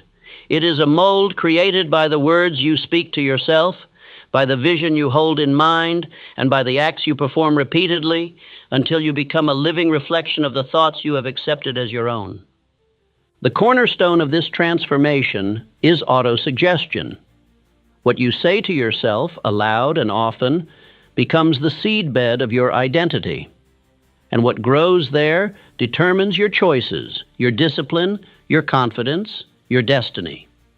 If you neglect it, the weeds of fear, doubt, and indecision will dominate. Begin your day by standing before yourself, before a mirror if you have one, and declare aloud, I am becoming the man I have chosen to be. I walk with purpose. I speak with clarity. I decide with boldness. I do not wait. I act. Say it not as a request, but as a decree, for your subconscious obeys the voice of command, not of complaint. There is no magic in this. There is only law. That which is repeated becomes ingrained, and that which is ingrained becomes behavior, and behavior repeated becomes identity. If you speak poverty, you will walk like a poor man. If you speak decisiveness, you will begin to act accordingly. Let your daily method be this. 1. Read your definite chief. Aim aloud, twice daily, with full voice and conviction. Do not mumble. Do not read casually. Speak it like law. Speak it like a leader. Speak it until your voice carries the tone of certainty and your subconscious begins to take you seriously. 2. Visualize yourself acting as the man you intend to become. Close your eyes. See yourself walking into the room with presence. Hear yourself speaking with clarity. Watch yourself handling decisions, leading, commanding. This is not daydreaming.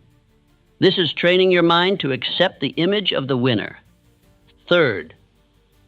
Embody the posture, the voice, the habits, and the decisiveness of that man, even before you feel ready, especially then.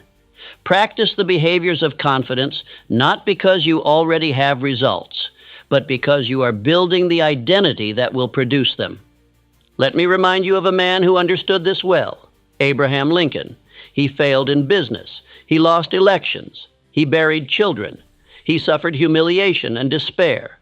And yet through every trial, he carried himself with the dignity of a president long before the title was ever his. Lincoln was not formed by his circumstances. He was formed by daily decision to think higher, speak clearer, and persist longer than those around him. He saw himself as capable of greatness, and this belief shaped his choices, shaped his bearing, shaped his life. What about you? Do you walk as a man who is becoming great, or as one hoping for permission?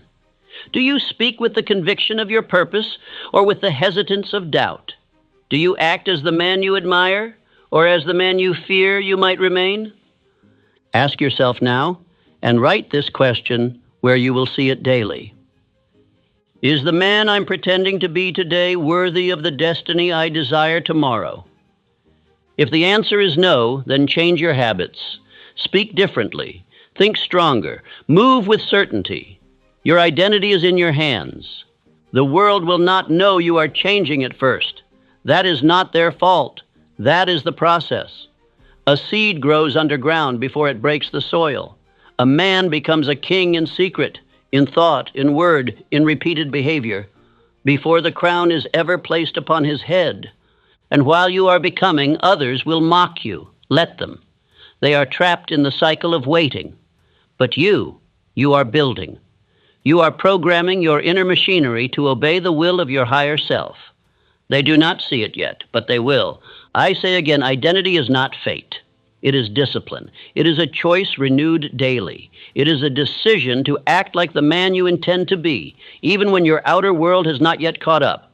And in time, your outer world must adjust to the vibration of your inner certainty. If you have ever said, "That's just the way I am," then understand you were wrong. That is simply the result of past repetition. You are not fixed. You are programmable. And what you speak, think, and do each day becomes the next version of yourself. You must declare, "I think, speak, walk, and work as if my future is already accomplished." Let this become your law. Let it be written on your bathroom mirror, on the wall above your desk, in the front page of your journal. You are becoming, and every word you speak is shaping who you will meet tomorrow when you look in the mirror. You may say, "But I don't feel like that man yet." It does not matter. You are not your feelings. You are your standards. The feeling will follow the form. Do not wait for emotion. Begin with decision. Continue with discipline. Let emotion catch up once identity is engraved. You must become a sculptor of the self. Each repetition is a strike of the chisel. Each morning declaration is a carving. Each bold action is another blow. And over weeks and months, the weak marble of the old self begins to fall away, and the strong figure of the winner emerges. This is how all great men are built, not in moments of applause, but in moments of silence, when no one is watching, when it would be easy to give up, when the reward is invisible. The true winner wins in the dark because his identity is held not by applause but by purpose. Would you have this power? Then begin today. Speak your aim. Walk with intent. Eliminate weak phrases. Refuse defeat in language. Celebrate small proofs of progress. Smile like you have already arrived. Act like your destiny is unfolding even now, because it is. Your subconscious is waiting for instructions. If you do not give it the image of the winner, it will default to the last version it remembers. But if you renew the winner daily, it will obey. And when it obeys, your behavior will follow and your results will appear. You must burn this truth into the center of your being. There is no such thing as permanent defeat. Defeat is but a temporary signal, a feedback mechanism, a pause, not a prophecy. The man who acts as if failure defines him will remain broken. But the man who persists as if victory is certain shall always rise again. Every man who has triumphed walked through fire, not once, but many times. And in every instance, he chose not to call it the end. He said instead, "This is not where I die, this is where I deepen." That man never stopped. He never lowered his aim. He never cursed the mountain. He simply kept climbing. Persistence is not just a trait, it is a spiritual force. It is the unwavering expression of belief through repeated action, even when all appearances contradict it. When a man acts like a winner in the face of loss, he activates a law deeper than logic, the law of inevitability through repetition. Consider Thomas Edison, who failed over 10,000 times while perfecting the incandescent light. When asked why he didn't quit, he replied, "I have not failed. I've just found 10,000 ways that won't work." His identity was unshaken. He acted like the solution was already his, even when the world called him foolish. Understand this: the man who persists is not denying difficulty. He is refusing to surrender his self-concept. He will not lower his posture. He will not dull his tone. He does not rehearse complaints. He rehearses victory, even when standing among rubble. Acting like a winner does not mean pretending everything is perfect. It means you do not collapse when it is not. You hold the line. You keep your word. You do what you said you would do, especially when you do not feel like it. Emotion is not your master. Decision is. When you encounter a closed door, knock again. When your plans are delayed, revise them and keep moving. When rejection comes, let it bounce off the armor of your definiteness. You are not in search of ease. You are in pursuit of mastery. And mastery bows only to the man who refuses to stop. Declare this affirmation aloud and daily. I persist, as if victory is guaranteed. I act as if failure is a stepping stone. I walk forward regardless of results. For results are seasonal, but identity is daily. and the man who preserves the daily identity of a winner shall always find new paths to reach his end. Let me remind you, the difference between the man who achieves and the man who wishes is rarely talent. It is persistence in motion. It is daily action backed by belief, repeated long enough to outlast resistance. Most men stop before the door opens. Winners keep knocking until the hinges give way. I say to you with force, if you wait to feel confident before acting, you will be ruled by mood, not mission. But if you act in spite of uncertainty, you become a man who builds certainty through motion. Identity is not found. It is earned in the fire of continuation.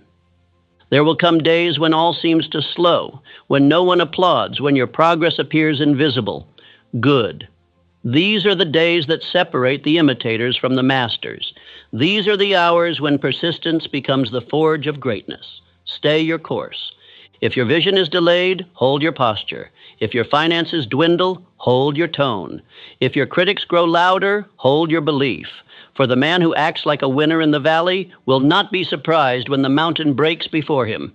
He has rehearsed it in mind and motion already. This is not foolishness. This is lawful discipline. For the universe responds not to those who try, but to those who refuse to become anything other than what they have decided to be. The seed that grows is not the one most praised, but the one most watered, most nurtured, most persistent in its silent unfolding. Let us go further. The man who continues despite delay becomes a magnet for the unseen forces of advancement. Opportunities appear not by luck, but by alignment with persistence. When you move long enough in one direction, life bends in response. Write this truth in your heart. I do not adapt my identity to my environment. I adapt my environment to my identity. If I meet resistance, I outlast it. If I meet delay, I outwork it. If I meet failure, I outlive it. The man I have chosen to be is not up for negotiation. You must not ask, will this work? You must ask, will I continue regardless? And if your answer is yes, then your success is already secured in principle. It is now only a matter of time and toil. You may be tempted to slow down when others stop. You may hear voices telling you that it's foolish to continue. Let them speak, and keep moving. For when the man of the crowd rests, the man of destiny builds in silence, and in time the noise will quiet, and the results will speak. Your voice must echo this truth. I am not a leaf blown by the wind, I am the wind. I am not a man waiting to see if life approves. I move as one already approved. This is how you act like a winner, not once, not when seen, but always, and especially in private.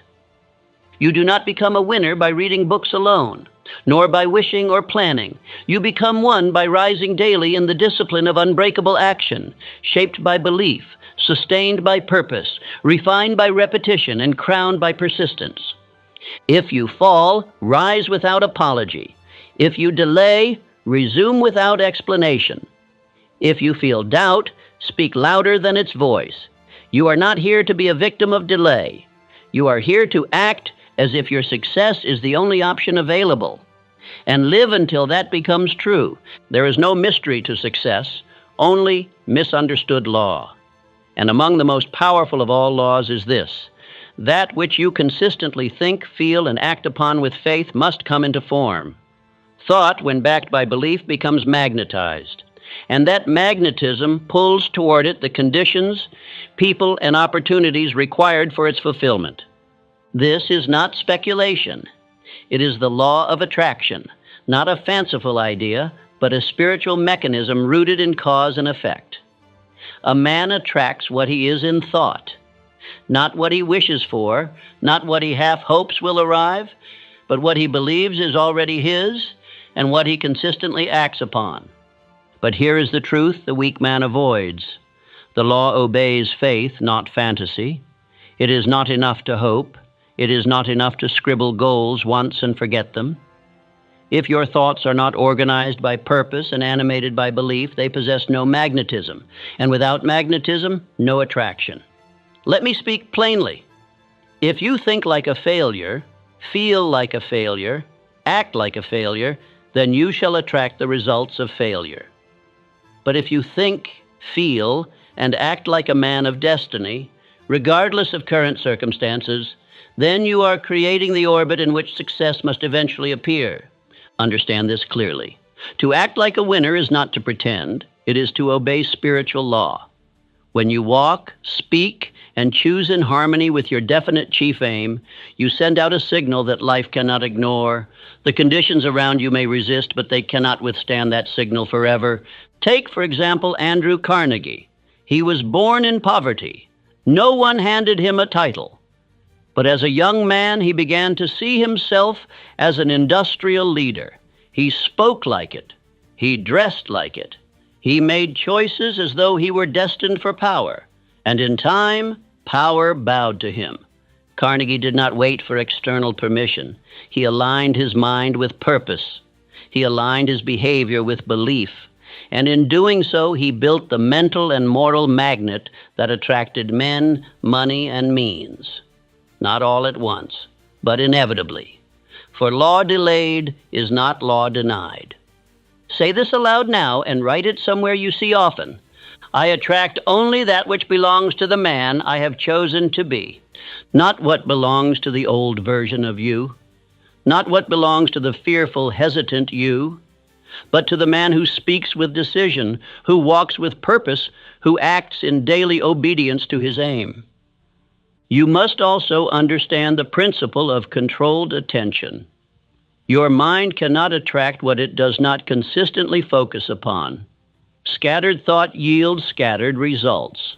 Vague identity produces vague outcomes. You must train your attention like a soldier trains his rifle, fixed upon a single worthy target. Each day you must ask, are my thoughts worthy of the man I intend to become? Are the words I speak consistent with my future? Are my behaviors matching the rhythm of belief or betraying it? Every thought, every word, every step must pass this test. Does it match the winner I have chosen to be? And if it does not, replace it. Speak again, think again, act again. For repetition is how identity is enforced, and identity is the magnet of destiny. The law does not reward speed. It rewards alignment, and alignment is sustained by repetition and faith. Let us be clear on one thing. Faith is not soft. Faith is not mere optimism. Faith is the mental discipline to act as if your victory is already assured, even while others doubt, even while the world resists, even while circumstances shout otherwise. This is not deception. It is devotion. You are not faking success. You are commanding it. You are shaping your inner world so precisely, so firmly, so consistently that the outer world must conform. That is the law, but only for the man who walks in faith, not fear. I must warn you, the law is neutral. If you fill your mind with fear, speak often of what might go wrong, expect little, rehearse doubt, and act small, you will still attract. But you will attract misery. You will attract more proof of the identity you have chosen through your indecision. Therefore, let your actions become spiritual declarations. Every time you choose discipline over ease, you say to the world, I am the man I claim to be. Every time you speak with boldness, you say to the law, deliver what belongs to me. Every time you walk in posture, you declare to your subconscious, we are already there. You are either reinforcing your victory or rehearsing your defeat. There is no neutral ground. Every minute of thought is a form of attraction. Every word is either a seed of success or a thorn of regret. Speak only what belongs to the man of purpose. Repeat this now. My thoughts are focused. My voice is aligned. My actions reflect belief. I am already in possession of the success I have declared. Say it not just when you feel strong, but especially when you feel weak. That is when the law listens most closely. Do not be the man who speaks of his dream once a month and wonders why it does not arrive. Be the man who speaks it daily, walks it hourly, lives it breath by breath. That man may not see instant fruit, but in time the harvest comes in waves. Faith is obedience. Obedience to the man you have decided to become. It is not a feeling. It is a command. A man of faith acts in harmony with that identity regardless of the weather, the crowd, or the mirror. And that consistency is what attracts the world to his feet. Let the doubters remain spectators. Let the hesitant talk. You must attract by your belief and confirm your belief by your daily conduct. That is how the invisible becomes visible. That is how thought becomes thing. That is how the man becomes his destiny. There is a difference between the man who wins and the man who wishes. The man who wins moves before the door opens. He does not stand with folded hands waiting for a sign from heaven or a whisper from the crowd. He decides. He acts. And it is that action, born of faith, which opens the door. Decision is the power that separates men of destiny from men of delay. Most men will sit in silence, thinking, doubting, hesitating, hoping to be told they are ready. But readiness never comes to the man who waits. It arrives when a man moves without proof, with only belief as his credential. You may think, what if I am wrong? And I answer, you are already wrong if you do not move. The law does not reward perfection. It rewards definiteness. It rewards boldness. It rewards those who, in the absence of external permission, still act like victors in motion. Let me tell you something you must never forget. Success never opens to the hesitant. The gates of fortune are not moved by men who shuffle and whisper. They swing for those who knock with authority, who walk toward the prize as though it has already been won, who speak as if the answer has already been given. This was the spirit in which I began my own mission. Long before I had recognition or resources, I made the decision to write a philosophy of success that would change lives. There was no contract, no applause, no certainty, only a vision, a belief, and a commitment to act as if the world would one day follow. When I first met Andrew Carnegie, I had no guarantee that he would support my vision. Yet I listened to him, questioned him, and accepted the charge to spend 20 years assembling the success stories of the greatest men in America. Why? Because I decided to act before the outcome was clear. You must understand this. The man who waits for signs will be ruled by signs. He will adjust his aim every time a wind blows. But the man who creates signs by action becomes the wind. He becomes the signal. He sets the rhythm that others follow. To act like a winner is to behave according to the outcome, not the obstacles. When others ask for proof, you present your direction. When others demand statistics, you present your decision. When others hesitate, you speak and step, and the world learns to watch your example. Write this on your heart. My behavior reflects the end, not the uncertainty of the beginning. Do not allow your past, your doubts, or your present lack to determine how you show up. Instead, let the man you are becoming rule the man you are now. This is how transformation is accelerated. Declare this aloud until it resounds in your subconscious. I walk into rooms as if I belong. I speak as one who cannot be denied. I act as if the gate is already open. This is not arrogance. This is spiritual law in motion. The man who lives by decision attracts the world's attention because the world secretly hungers for certainty. Certainty is rare. Most people move in circles, adjusting their behavior to please crowds, waiting for signs to align. But you must break that pattern. You must act on principle, on vision, on your own command, for only then will the door recognize your knock. This is why bold action is a spiritual declaration. When you walk into a situation and act as though success is inevitable, you broadcast a signal that bends conditions in your favor. It may not be instant, but it will come. Because the man who moves as if he belongs eventually belongs by law. There is no greater demonstration of belief than action taken without visible support. That is the proof of inner mastery. That is the seed of outer results. If you would own your future, you must begin now. Not when you feel ready, but when you decide you are. If you wish to sell, begin speaking like the man who has already sold. If you wish to lead, begin walking like the man whose voice commands nations. If you wish to create, begin working like the man whose works already shape history. Act as if, and life must respond. There is no benefit in waiting. There is no virtue in delay. Every moment you hesitate, you rehearse the posture of mediocrity. But every moment you move forward without external proof, you harden your identity, sharpen your edge, and invite the invisible resources of the universe to support you. I command you to remember this. Action precedes clarity. Movement generates momentum. Confidence is the child of commitment, not the parent. You do not feel confident and then act. You act again and again until confidence is carved into your behavior. Say this: I begin walking before the road is finished. I begin speaking before the applause. I begin deciding before the crowd agrees. I do not need approval to move. Speak this each morning until your spine remembers it, until your eyes carry the light of direction, until your steps resound with spiritual certainty. This is the law of winners. This is the unseen force behind all great achievement. The world is not shaped by the passive. It is shaped by men who walk like the victory is theirs, long before the crown touches their brow. So move now, knock on the door, and when it does not open, knock again. And if it remains shut, speak your victory aloud and build a new door.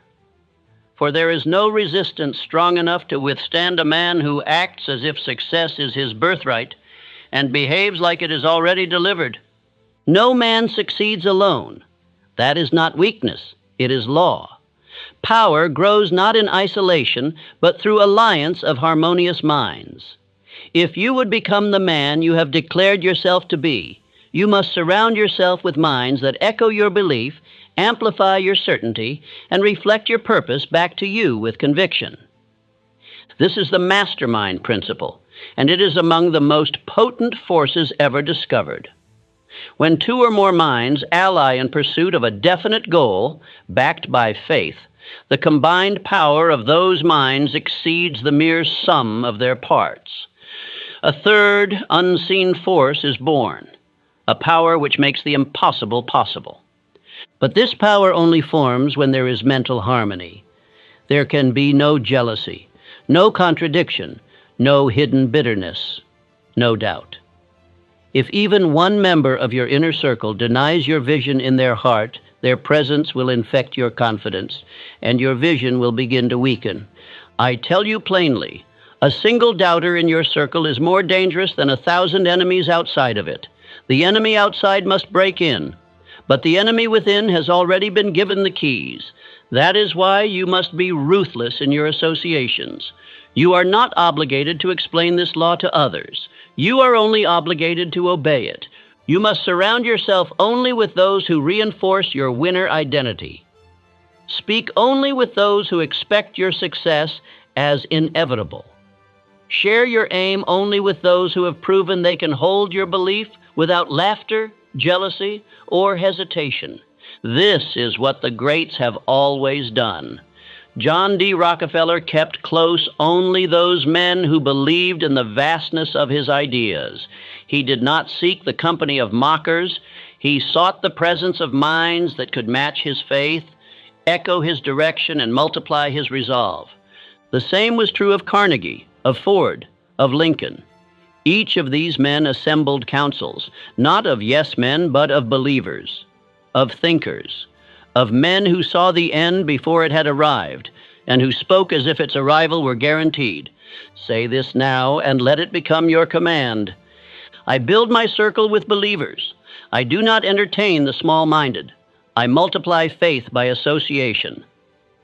Write it, speak it, post it where your eyes must meet it. For your environment is not neutral. It is either feeding your fire or extinguishing your flame. If you have no such men near you, build them in your imagination. Create a mental council of the great. I myself have sat at the table of thought with Carnegie, Edison, Ford, Lincoln, and Washington, not in flesh, but in spirit. I asked them questions. I listened for answers, and I walked away stronger. Your subconscious mind does not distinguish between real and imagined conversation. If you fill it with the voices of vision, of power, of faith, then it will begin to mold you in the image of those voices, and soon your outer life will reflect the elevation of that inner company.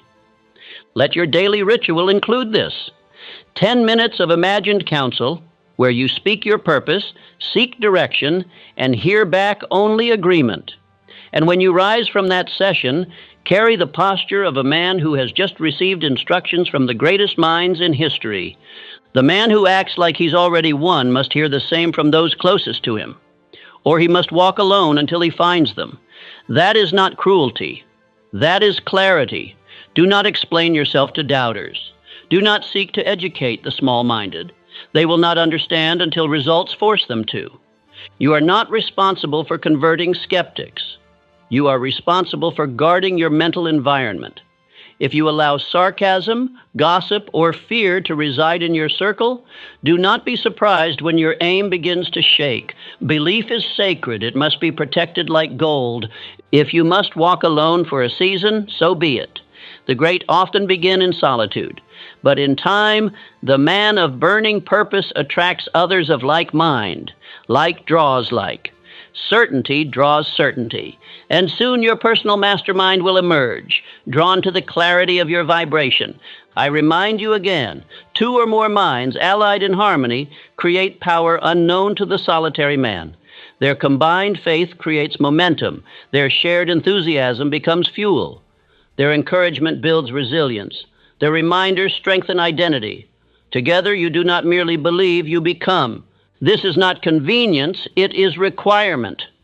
The eagle does not fly with pigeons. The lion does not consult sheep. The man of purpose must choose his associations with the same precision as he chooses his aim. And once chosen, he must invest in them, grow them, and expand their capacity.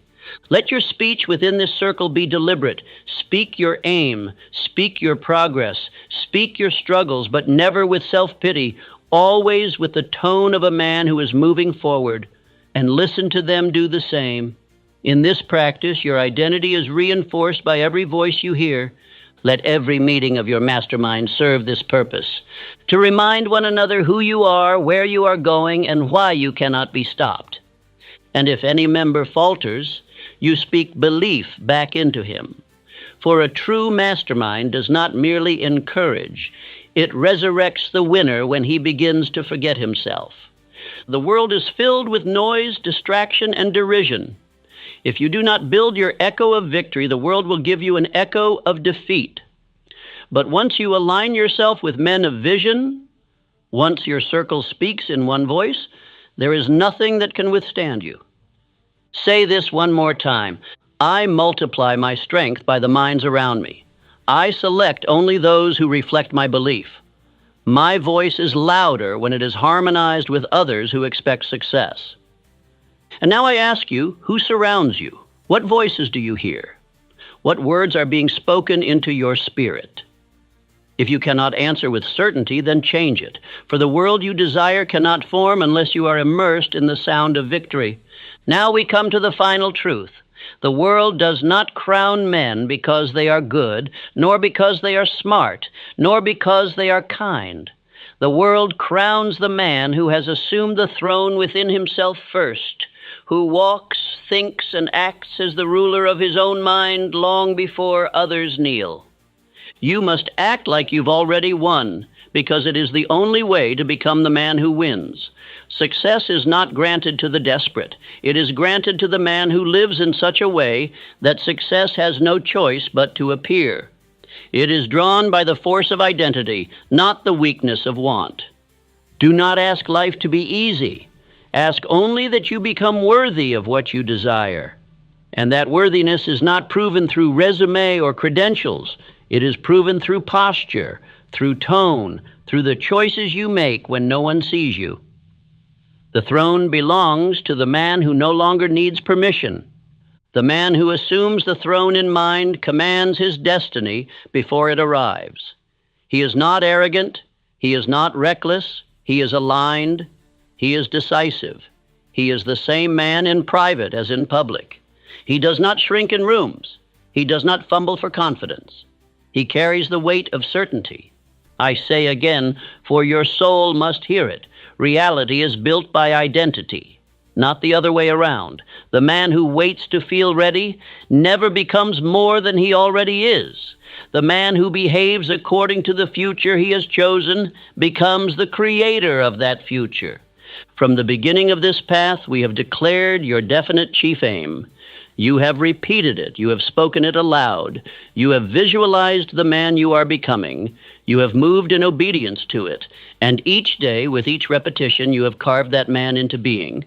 Let us now complete the sculpture. Let us assume the throne fully, with no apology, no hesitation, no withdrawal. The world must now see what you already know, that you are the architect of your own destiny, that your thoughts are not dreams, they are commands, that your word is law to your spirit. Consider the example of Woodrow Wilson. He spoke like a world leader long before the world acknowledged him. He carried the cadence of command, not because he had the title, but because he had built the identity of a leader long before the position arrived, and so the position came, the people followed the tone of belief. You must walk like that, not because you are pretending, but because you are remembering. You are remembering who you have decided to be. You are remembering the aim written on your wall. You are remembering the man you spoke into existence each morning before the world opened its eyes. Declare now, aloud with strength, I speak as one who has won. I act as one who has won. I walk, breathe, choose, and create as one who has already claimed his prize. Let no contradiction dilute that claim. Let no delay weaken it. Let no failure erase it. For this identity is not borrowed. It is built, owned, and enforced. And now I give you this final challenge. Walk differently. Rise earlier. Speak slower, but with more force. Let your posture be composed. Let your eyes burn with direction. Make decisions not as one who hopes, but as one who has already passed the trial. Let your habits reflect royalty. Let your standards rise. Clean what you once ignored. Speak only that which builds. Remove every sentence that reflects doubt, sarcasm, or fear. For you are no longer a spectator of your future. You are the one building it, one choice at a time. You cannot live small and win big. You cannot think vague and speak boldly. You cannot act like a loser and become a king. You must assume the throne now, before the crowd cheers, before the gold arrives, before the world believes. And do not expect applause in the beginning. Most men are blind to becoming. They recognize only what already exists.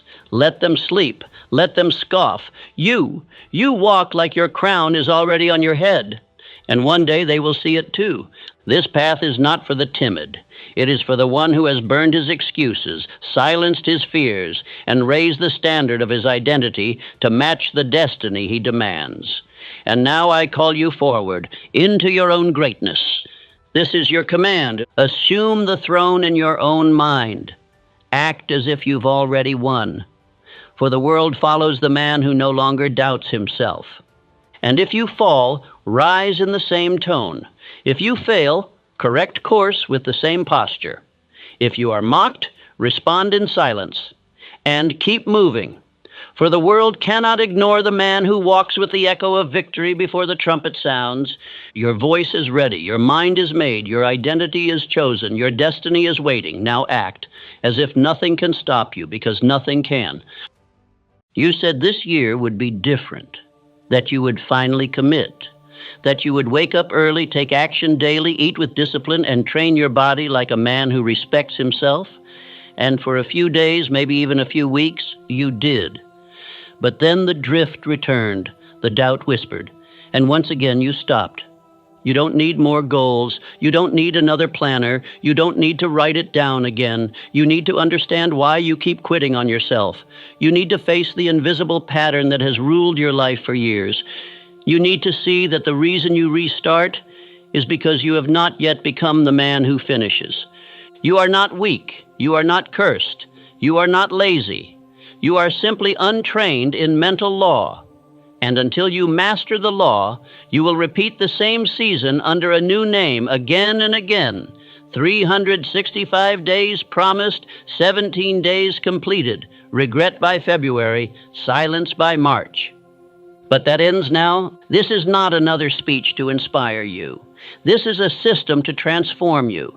If you listen, not casually, but with urgency, with spiritual obedience, with the decision of a man who is done starting over, you will learn how to obey your purpose with unbreakable consistency, finish what you start without relying on emotion, build an identity so strong failure cannot attach to you, train your mind to act daily, whether it feels like it or not, control your thoughts, your voice, and your environment, and break the cycle of quitting and never go back again.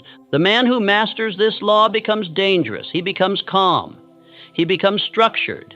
He walks with the posture of someone who knows what he's building and will not stop until it is done. You've had the desire, you've had the vision, you've made the promises. Now it is time to become the man who completes the promise.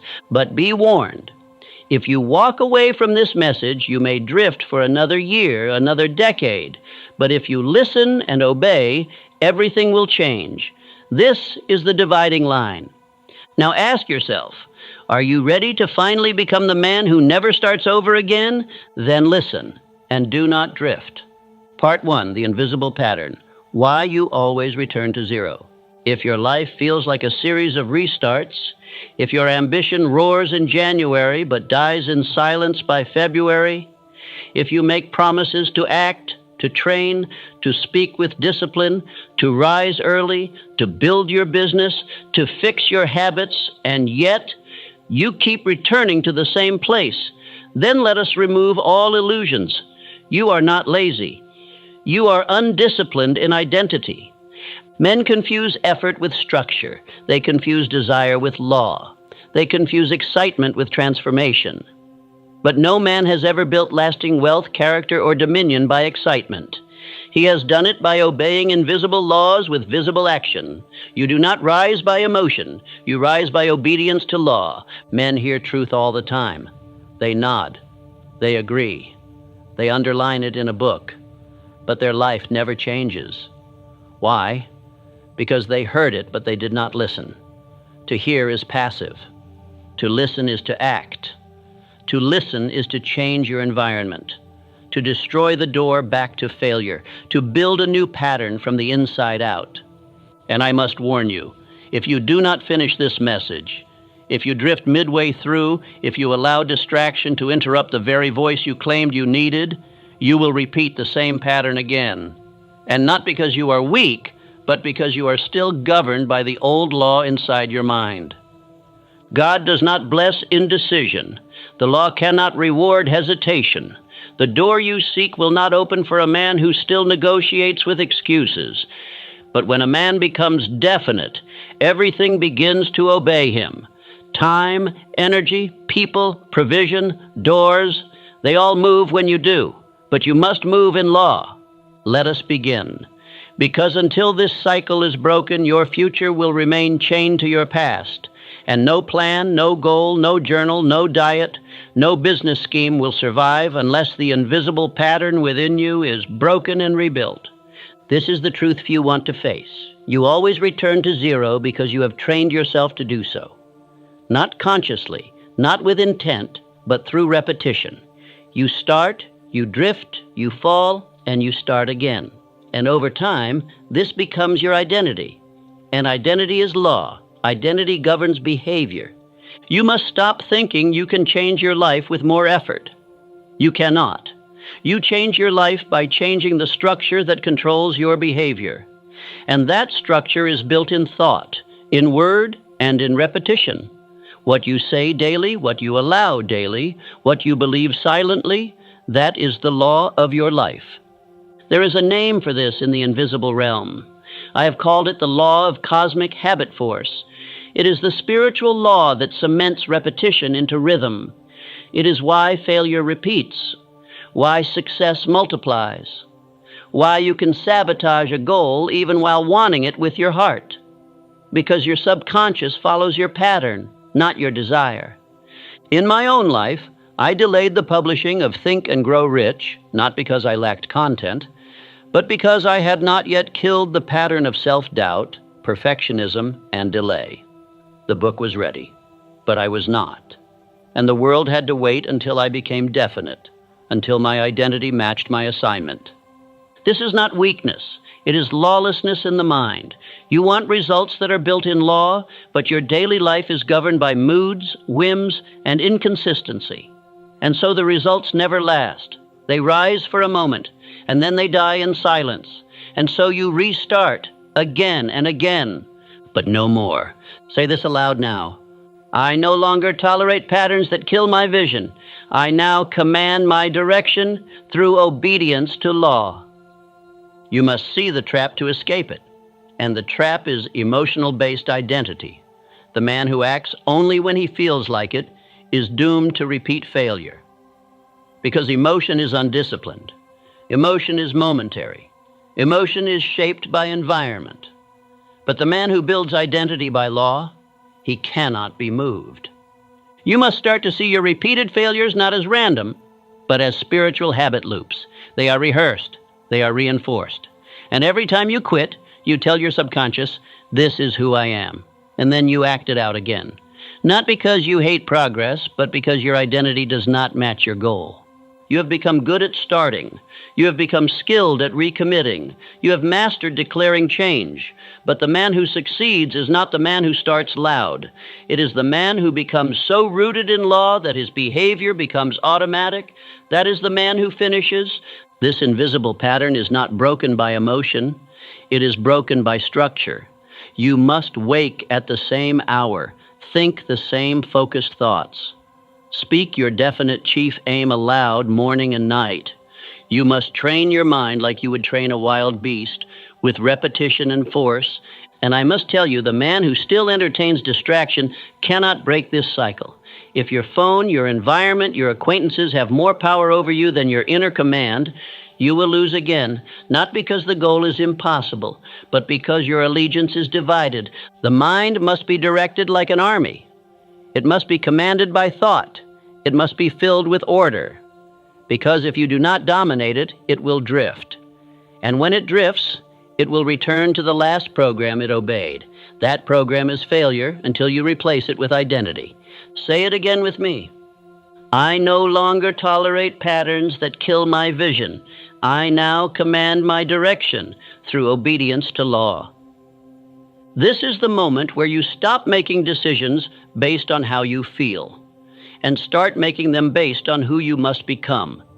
If you only act when it is convenient, you will never escape the cycle. But when you act because it is required, then law rewards you. You are not your old story. You are not your last attempt. You are what you decide today, and your mind is waiting to be told what is now law. But law must be enforced. It must be written, spoken, enforced in habit until identity is rewired. And once identity is rewired, you will no longer start over, because the new man does not return to the old path. He walks in a straight line. He walks in completion. He walks in fire. He walks as one who knows he was born to finish what he begins. Part 2, the break in belief, how inconsistency is always a faith issue. Men search for reasons why they quit. They blame their schedule, their obligations, their energy. But no man has ever quit something he truly believed in. What a man does not believe, he will not finish. What he doubts internally, he will eventually walk away from, no matter how much he proclaims it aloud. You do not suffer from inconsistency. You suffer from unbelief. You start with force, but your faith has cracks. And when pressure rises, those cracks begin to leak discipline, clarity, and will. You stop not because it's hard, but because you did not decide to believe before it got hard. Faith is not emotion. Faith is not energy. Faith is not the fire you feel on day one. Faith is the decision you make when nothing is working. Faith is obedience to law, even when the ground is dry, the door is shut, the results are slow. The man who waits for proof never finishes. You say, I want to believe, but belief is not something you feel into. It is something you obey into. You do not wait for belief. You train it. You declare it. You speak it aloud before the results appear. The man who waits to believe will be buried in delay for decades. Doubt is not passive. It is rot. And if it is not identified and replaced, it eats your persistence from the inside. You still move, but slowly. You still act, but without power. You still speak, but without conviction, and soon you stop. Because you never truly believed you could finish.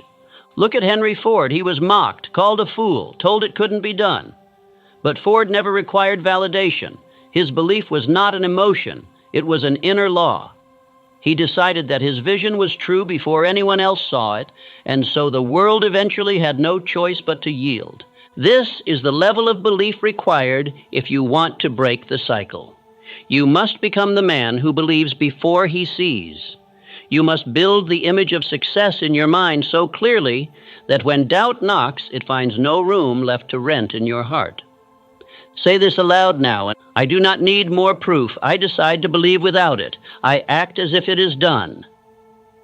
You keep quitting because your belief has never been made unquestionable. You still seek permission. You still check the winds. You still wait for applause. But the law rewards only the decided man, the man who walks as if the result has already bowed before him. And belief must be defended every day, in thought, in word, in silence. You must rise each morning and choose again. I believe, I obey, I persist. If you do not repeat it, your mind will default to the old path. That path leads to drift, to hesitation, to failure. The subconscious mind does not care what is true. It obeys what is repeated. If you repeat doubt, you program failure.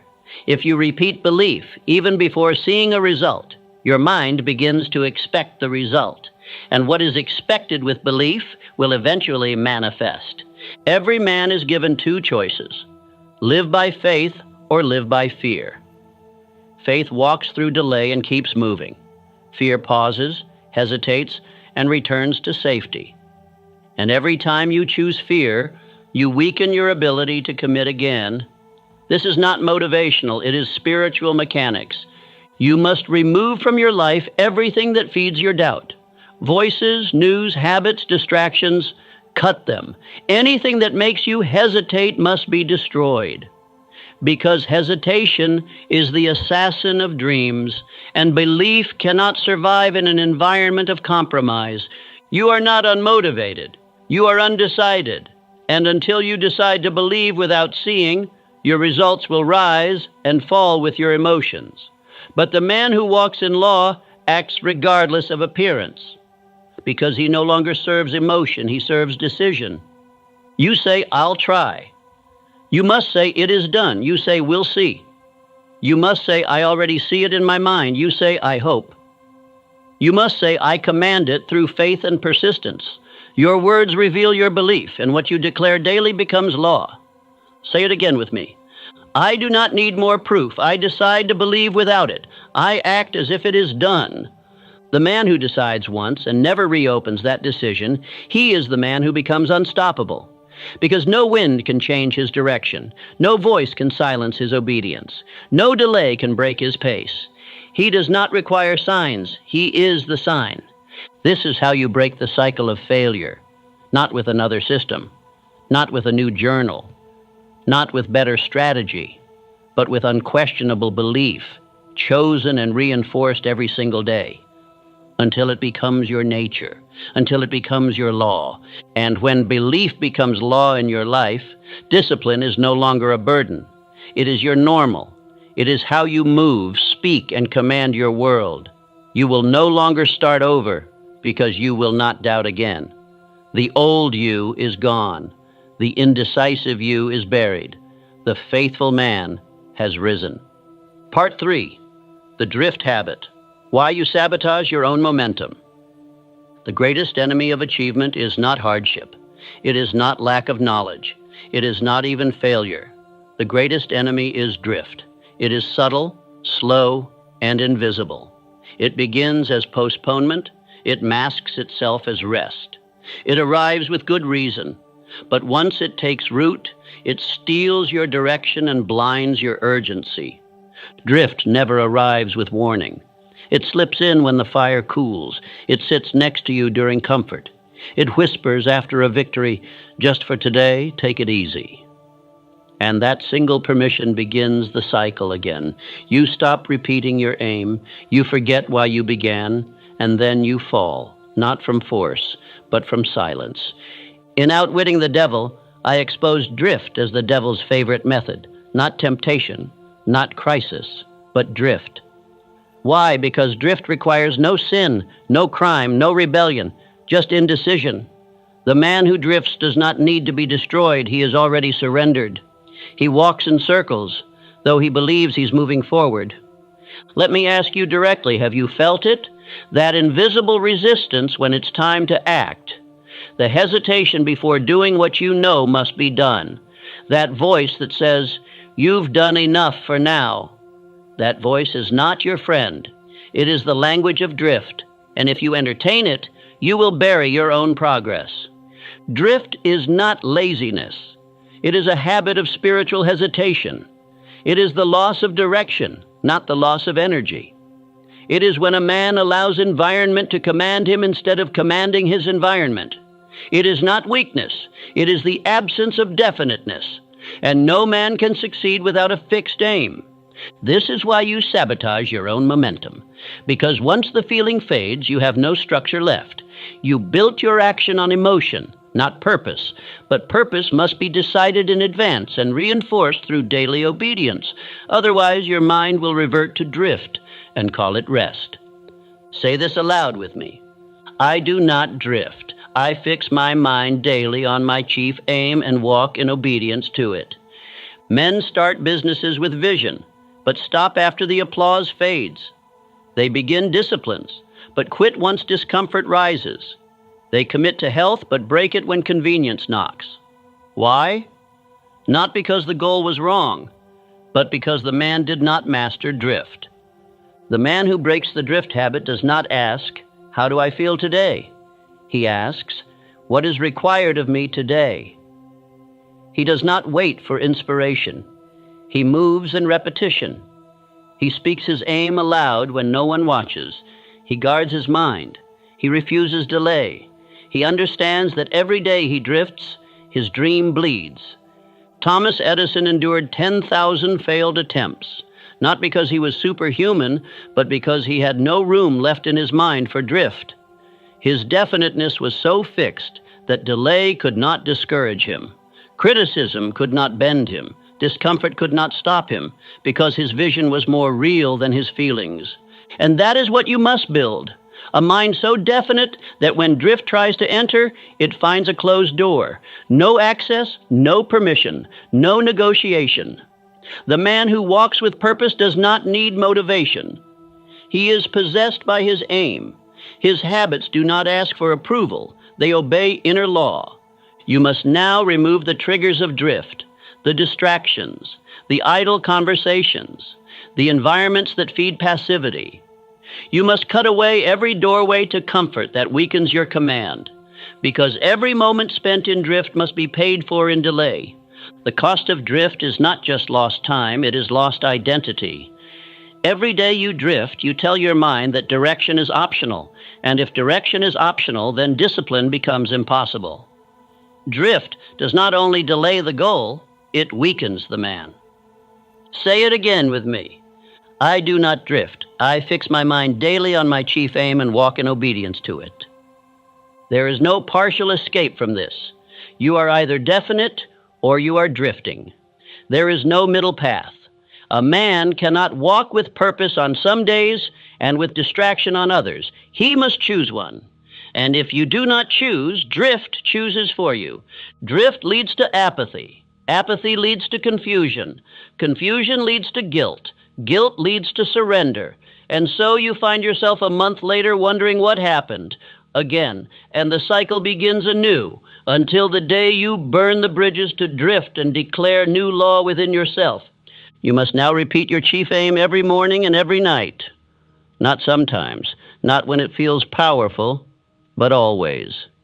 You must repeat it until it governs your speech, your movement, your thinking, until no part of you is available for drift. And this is not just strategy, it is spiritual protection. The man who lives in definiteness is guarded. His mind is aligned. His thoughts are fortified. Drift cannot enter a soul that is already commanded by decision. The devil flees the man who is occupied by purpose. Drift is the destroyer of empires, and it begins with small permissions. Tomorrow, later, just one day off.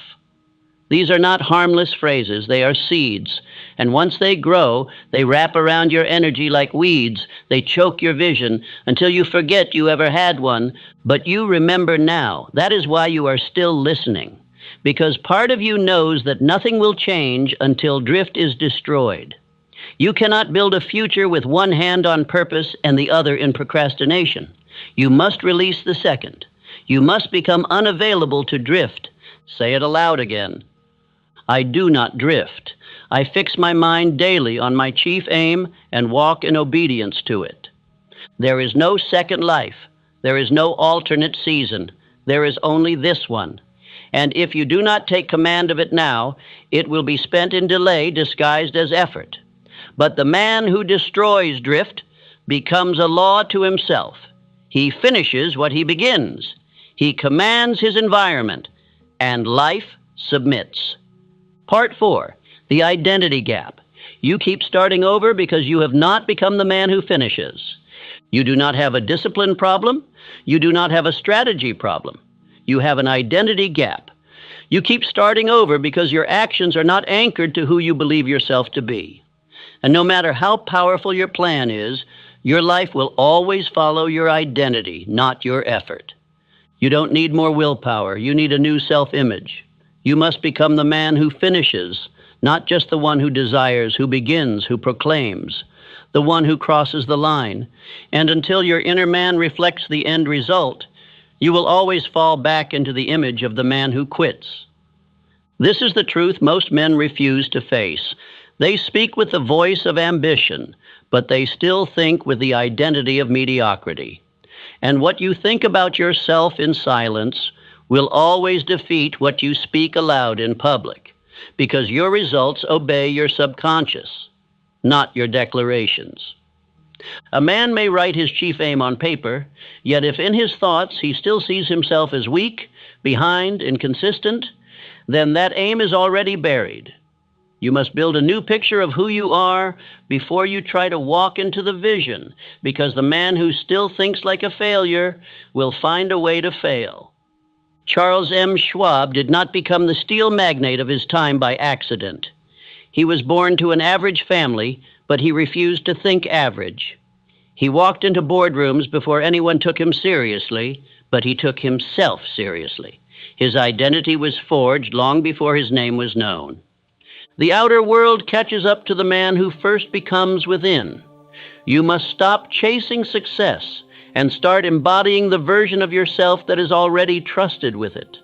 Because until you become the man mentally, emotionally, spiritually, you will sabotage every opportunity handed to you. Say this aloud now. I am the man who finishes. I do not restart, I complete. My actions serve my new identity. Behavior is not random. It is the outgrowth of self-perception. If you see yourself as the man who falls off after 30 days, you will. If you see yourself as the man who loses interest after progress slows, you will. If you believe you are the man who never follows through, then you are. And that belief will become law. You must tear down the image of the quitter. You must bury the story of inconsistency. You must write a new mental biography. A man who obeys law. A man who builds rhythm. A man who is not available for old excuses. A man who finishes what he begins, because that is who he is now. The mistake is thinking your past behavior defines you. It does not. The only thing that defines you is the voice you obey now. And when that voice begins to say, I finish, I do not drift, I command my day, I complete what I start, Then every thought, habit, and result must align with that new man. The subconscious mind only asks, "Who am I serving today?" And it serves the voice it hears most often. If that voice is guilt, doubt, and regret, it will build in that image. If that voice is confidence, clarity, and decision, it will rebuild your life to reflect it. The choice is daily, and the voice must be enforced. You do not need to try harder. You need to become different.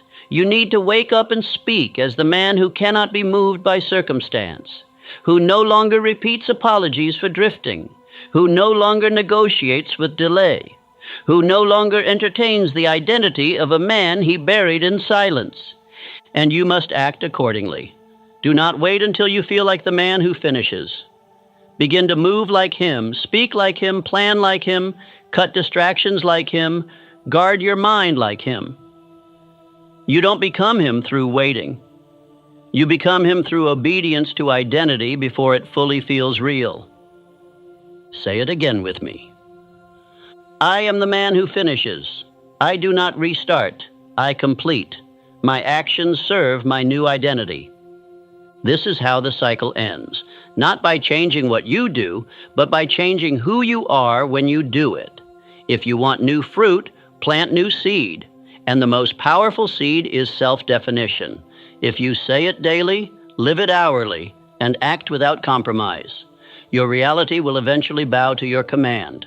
You are not waiting for transformation. You are speaking it into form. You are not starting another cycle. You are closing the gate to failure. You are now becoming the man who must be obeyed by habit, by emotion, by circumstance, because your voice has become law in your own life. This is no longer about motivation. This is about dominion. The man who commands himself cannot be ruled by the past. The man who sees himself as victorious cannot tolerate delay. The man who has become cannot be broken because his identity is no longer up for debate. From this moment forward, you finish. Not because it's easy, not because it's convenient, but because it is required by the man you are now. You finish because you said you would, and what you say, you obey. And what you obey, you become. Part 5. The definite chief aim. Why starting without direction guarantees failure. A man without direction is a man without power. And I say to you now, if you do not have a definite chief aim written, repeated, and burned into your subconscious mind, you are walking in circles. You may be busy, you may be talented, but you are still lost. Because energy without direction always leads to destruction.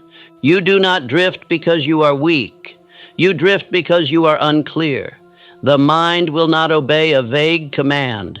The subconscious will not assist a blurred image. And infinite intelligence will not deliver riches into the hands of a man who has not first declared exactly what he intends to do with them. This is not theory. This is spiritual law. The mind is like a field. It can grow weeds or it can grow harvest. But it cannot produce anything until the seed is specific. I want to be successful is not a seed. I want to be healthy is not a seed. These are wishes, dreams, smoke. You must now plant law. Your definite chief aim is the cornerstone of your success. It is the fixed point from which all plans emerge. It is the measuring rod for every yes and no in your day. It governs your speech, your habits, your friends, your schedule. It becomes your inner law, and once obeyed, it transforms your world. When Andrew Carnegie challenged me to write down my life's definite purpose in a single sentence, I resisted. It seemed too small a thing to matter, but I was wrong. That sentence became the blueprint for Think and Grow Rich. That sentence burned away indecision, drift, and confusion. When I read that statement every morning and every night aloud with feeling, it began to reprogram my thoughts. It did not just change my goals, it changed me. It built the identity of the man who could carry the vision. And until you do the same, you will continue to start over in circles. Say this aloud now. My aim is definite. My plan is daily. I walk toward it with focus and unshakable decision. A man who has no chief aim cannot persist because he does not know what he's persisting for. And without a fixed target, pain becomes unbearable. Sacrifice feels pointless. Discipline feels cruel. But the man who knows his aim welcomes the pressure because he sees where it's leading. Let me ask you directly, where are you going? Not what do you want. Where are you going? Can you describe it? Can you measure it? Can you see it in your mind's eye? Hear it when you speak? Feel it when you walk? Or are you still drifting, making vague promises with no inner command? Definiteness is not just clarity, it is power. It gives your subconscious instructions. It alerts infinite intelligence. It cuts off distraction. It makes you dangerous to doubt. The moment you become definite, life begins to move in obedience to your voice. The heavens and the earth await your decision. This is why every man who fails ultimately suffers from one root illness, vagueness. He tries many things. He begins with passion. He burns bright and then burns out, because no fire can be sustained without focus, and no man can endure without a clear end in mind. You must now write your definite chief aim, not tomorrow, not next week. Now you must speak it aloud, morning and night, with faith, with energy, with decision. Even if you do not yet feel like the man who can achieve it, declare it until you become him. Speak it until your subconscious obeys. Let this be your law. I, your name, demand of myself that I accomplish exact aim by exact time frame, in return for which I render what you will give in exchange. I believe I will receive it. I see it in my mind. I act daily toward its fulfillment, and I do not quit until it is done. And this statement must not be decoration. It must become your obsession. Carry it with you. Memorize it. Let it dominate your morning. Let it end your night. Let it burn away every distraction, excuse, and competing voice. This is not a sentence. It is a command to your spirit. Say it again with me now. My aim is definite. My plan is daily. I walk toward it with focus and unshakable decision.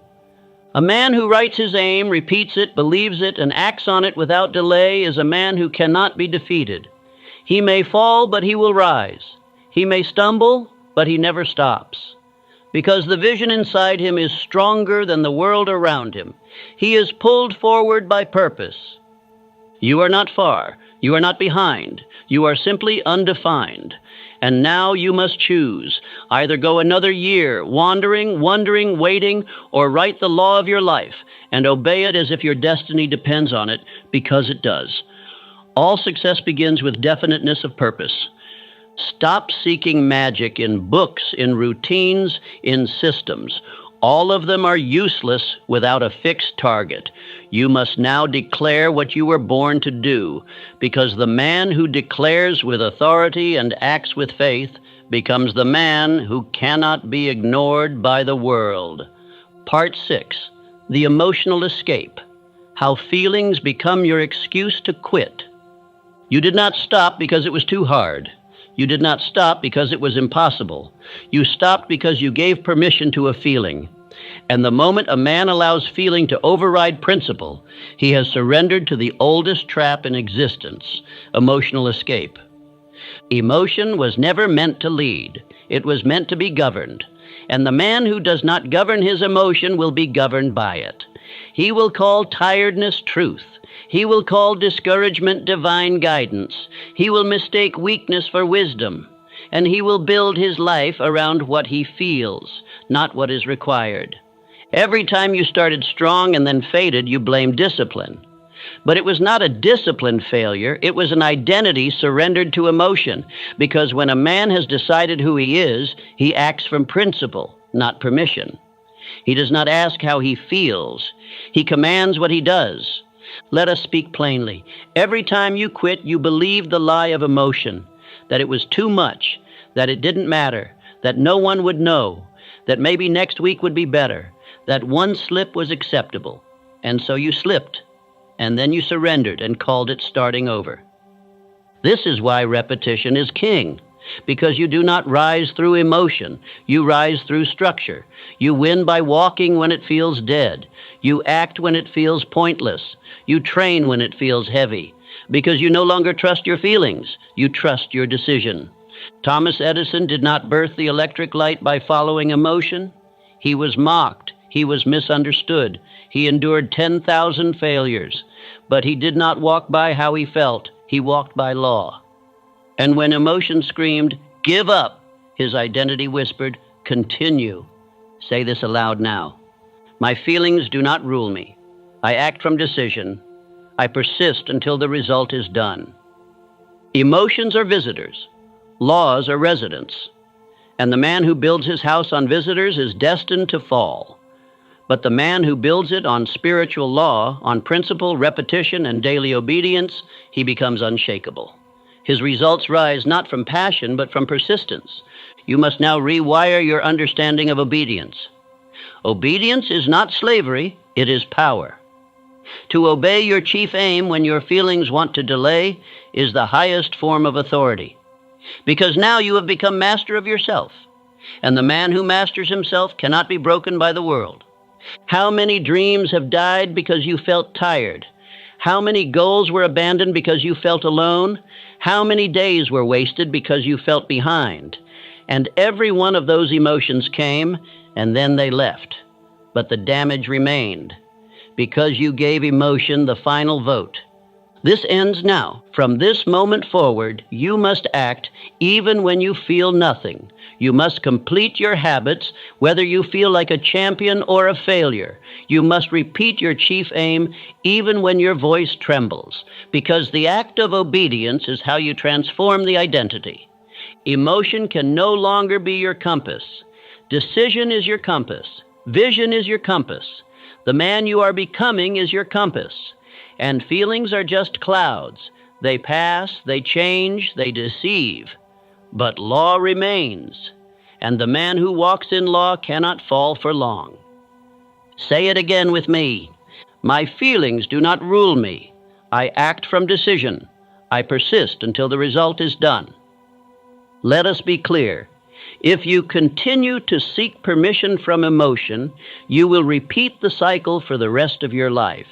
Not because you're weak, but because you never built your days around principle.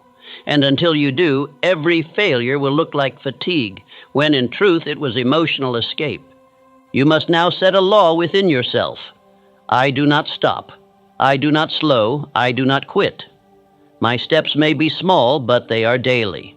And my identity is no longer for sale. It is sealed in action. It is forged by habit. It is anchored in repetition. When you act while feeling nothing, you are not failing. You are becoming. You are moving deeper into power. You are now building a foundation that the world cannot shake, because it is no longer based on mood. It is based on mission. From this point on, let no emotion interrupt your progress. Feel it, but do not follow it. Acknowledge it, but do not obey it.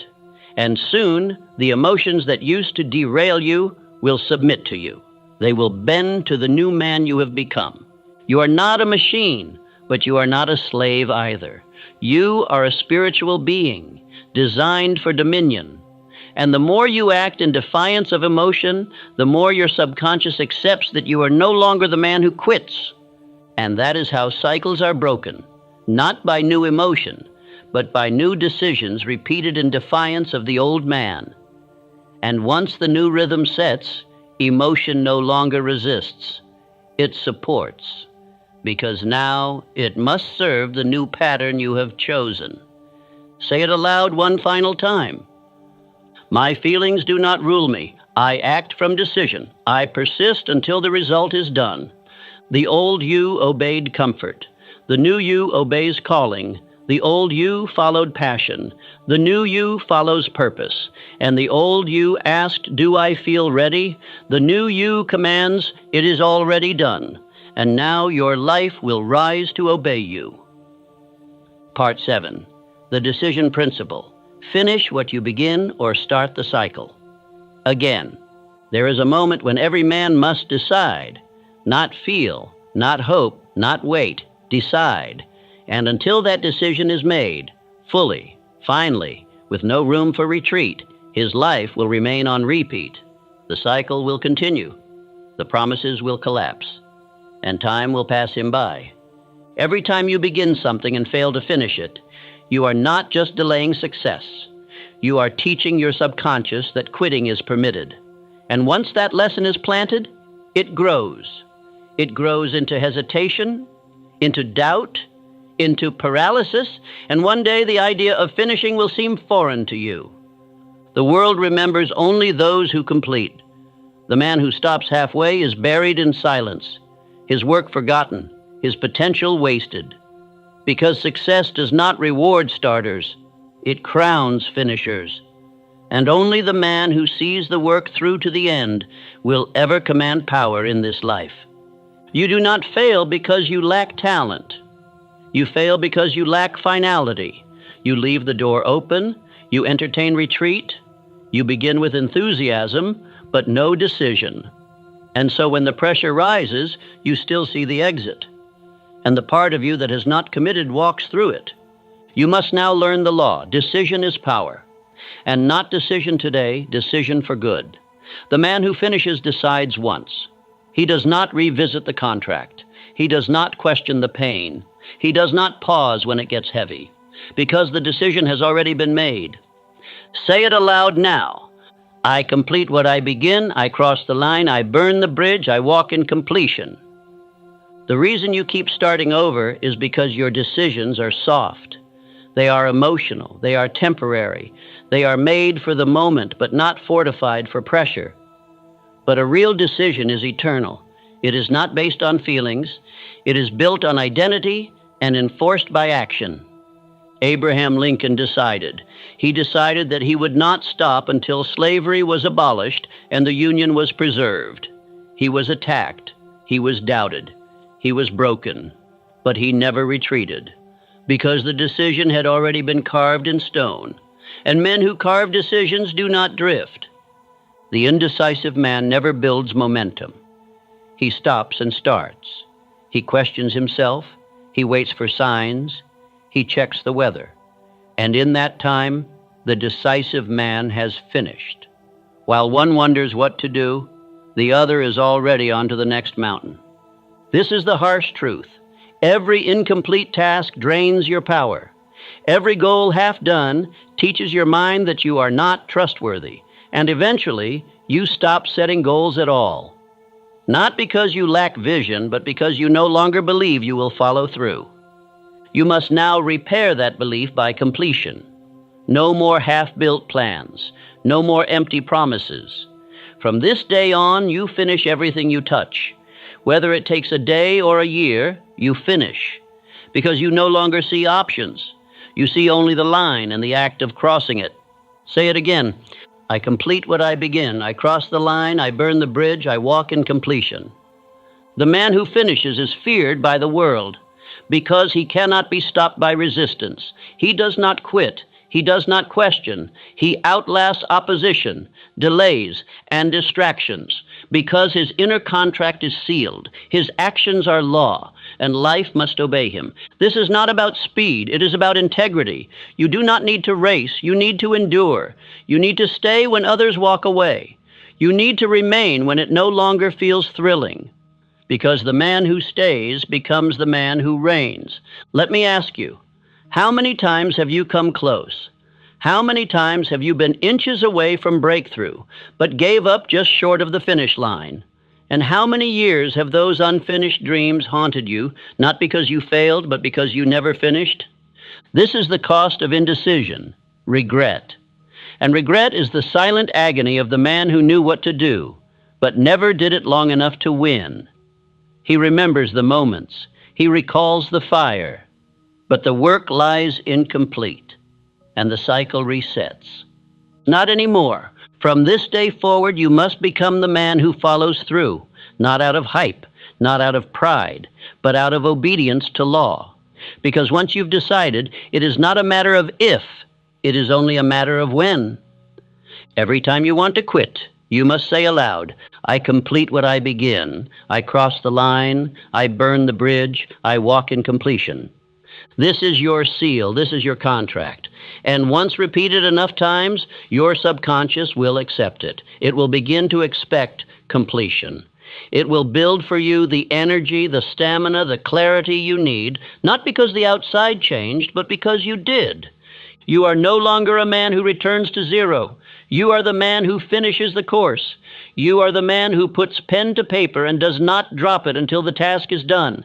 You are the man who gives commands and obeys them. You must finish, not because you need praise, not because others are watching, but because your identity is on the line. Every day you finish, you cast a vote for your future self, and soon finishing becomes your nature, your rhythm, your law. And then there are no more cycles. There are only completions.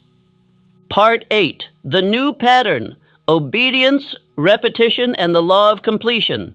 The old pattern is dead. The man who delayed, drifted, doubted, and disappeared, that man no longer exists, because today you install a new pattern, a pattern of law, a rhythm of completion, an identity that cannot be broken because it has been forged in obedience and repetition. You do not break a pattern by wishing. You do not escape failure by emotion. You replace the old with new law, and the law must be written, spoken, enforced, and repeated until it becomes unconscious, until it becomes the rhythm of your life, until quitting feels unnatural. Obedience is your new foundation, not to the outside, but to the inner voice, the voice of destiny, the voice that speaks your chief aim aloud in the morning and again before you sleep, the voice that does not ask how you feel. It tells you what is required, and you obey. Say this aloud now. My new identity is fixed. My actions are law. I finish what I begin. I rise by daily repetition. The law of cosmic habit force is not a mystery. It is always working. It is the rhythm of your daily speech, thought, and behavior. And it either works for you or against you. You do not get to turn it off. You only choose whether to use it to rise or allow it to bury you in repetition of failure. If your life has been governed by the cycle of starting and quitting, it is because your habits serve the old identity. But now you have made a new decision. And that decision must be enforced by new habits. And those habits must be repeated without exception. Every morning you wake, repeat your chief aim with intensity. Speak it aloud as if your life depends on it, because it does. Your future obeys your repetition. Your mind is listening. And what it hears daily becomes what it believes, becomes what it expects, becomes what it creates. Every day you act on your plan, whether the task is large or small.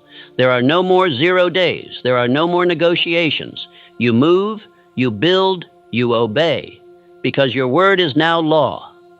And your behavior is no longer emotional, it is structural. Every night before sleep, you speak your aim again. You affirm who you are. You reject the old man. You declare the man you are now becoming. You no longer drift into darkness. You command your subconscious before it carries you into the world of dreams, because now you plant only what you want to harvest. Say it again with me. My new identity is fixed. My actions are law. I finish what I begin. I rise by daily repetition. Let us speak plainly. The world does not reward the man who is talented. It rewards the man who is consistent. And consistency is no longer a struggle when it becomes your nature, when you no longer consider stopping, when you have closed the door to return. This is how empires are built, not by bursts, not by hype, but by lawful repetition. Rockefeller spent years moving in silence, structured, obscure, unseen, while the world laughed or ignored him. But when his rhythm matured, his wealth exploded, because he obeyed law before he received reward. You must do the same. You are not behind. You are not late. You are simply in a new season. And now you install the structure that makes success automatic. You wake at the hour you declared. You move without question. You complete your work, you repeat your vision, and the law begins to serve you. There is no more waiting, no more emotional reset, no more new year, new you. There is only this, the man you chose to become now, and that man finishes. That man is dangerous to failure. That man walks with fire. That man is immovable. Let it be known, you have installed the pattern of success. You have chosen obedience. You have chosen repetition. And now the law must yield. You no longer ask for results. You expect them because you have earned them through silence, through decision, through daily action, through mental dominion. The results are no longer an accident. They are the fruit of identity. This is the pattern that does not fail. And every man who has followed it, Carnegie, Edison, Ford, Lincoln, Schwab, has become greater than his origin, not because of luck, but because of law. So speak it aloud once more. My new identity is fixed. My actions are law. I finish what I begin. I rise by daily repetition. And now walk in completion, walk in law, walk as the man who never starts over again.